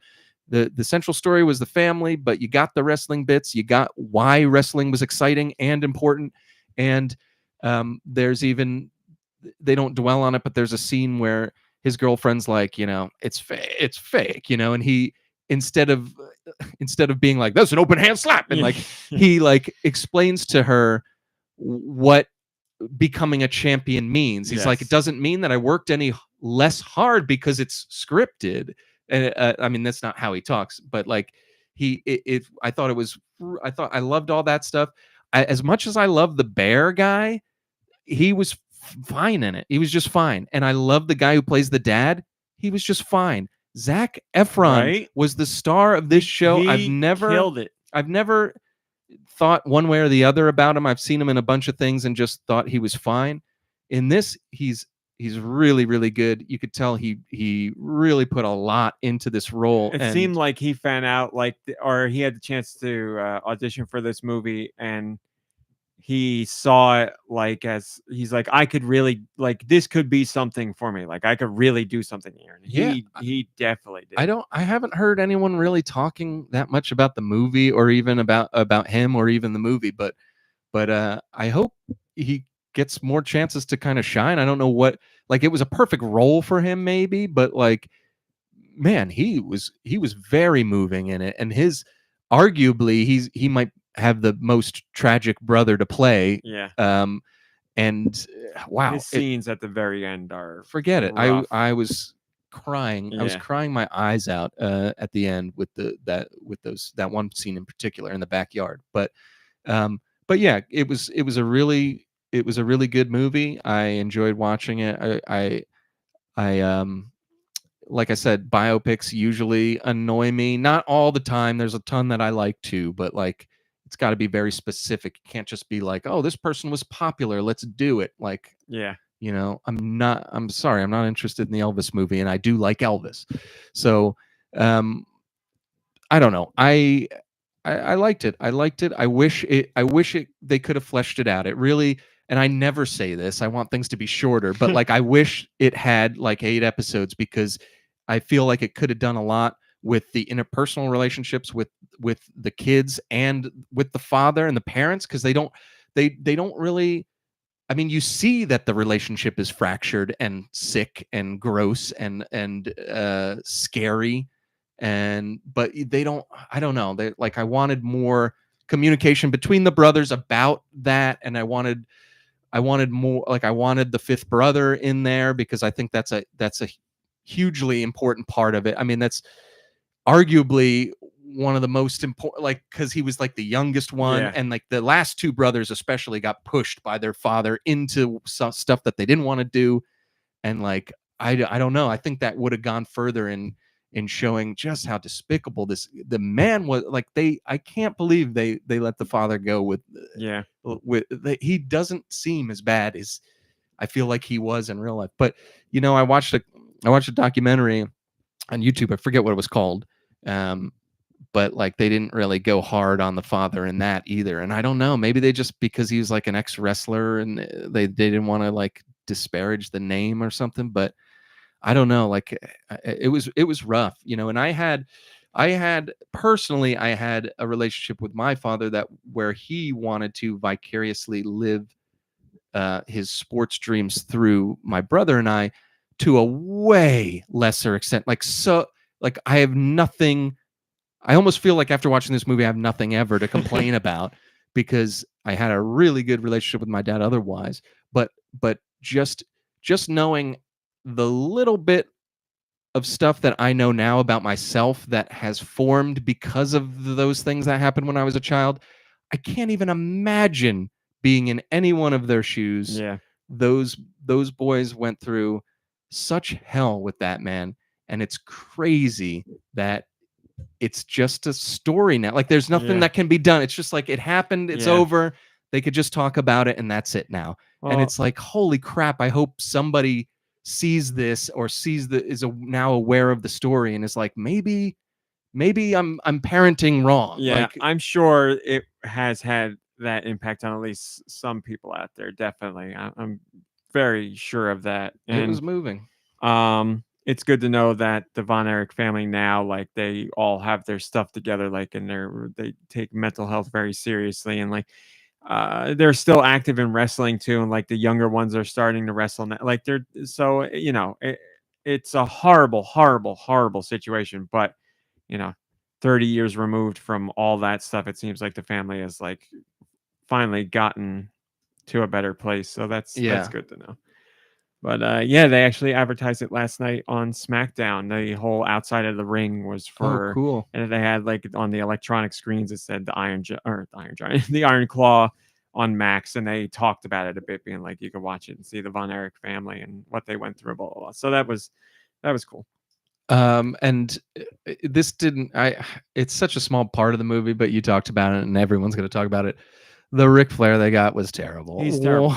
What was going on? How do you do such an intricately detailed, well-respected and researched wrestling movie? Like you said, shoot the wrestling scenes beautifully from a dramatic standpoint to really sell all that, and then you get that guy as Ric Flair. He was terrible. It was crazy. I've seen people on TikTok do better impressions of Ric Flair. If they didn't keep saying, I mean, he looked the part enough, but like if they didn't keep saying Ric Flair, I would have been like, oh, this is like they couldn't get the rights to the guy who actually fought him or something.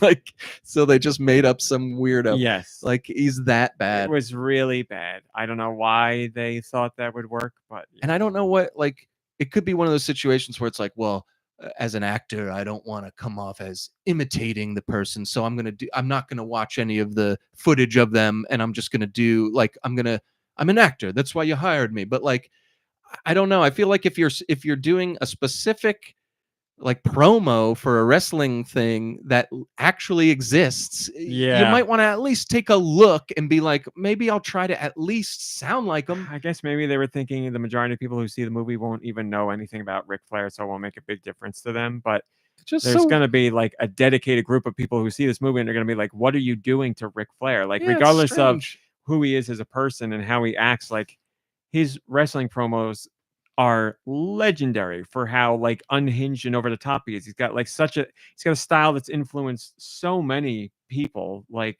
to get that performance. You know, he's not in the movie a lot. It's not a big element of the movie, but it sticks in your craw because you're like, what is this guy doing? Yeah, like this exactly. is who. Yeah, when I first saw it, I for a few seconds I was like, is this Ric Flair? Because it was so off from what you expect that whatever. But the movie's great. Yeah, really great. All right, that's your after show, people. Thanks for watching. Thanks for listening. We will be back next week, regular time. Play some games, rest, relax, hang out with family, friends and family. You deserve it. We'll see you next week. Goodbye, everybody. Goodbye.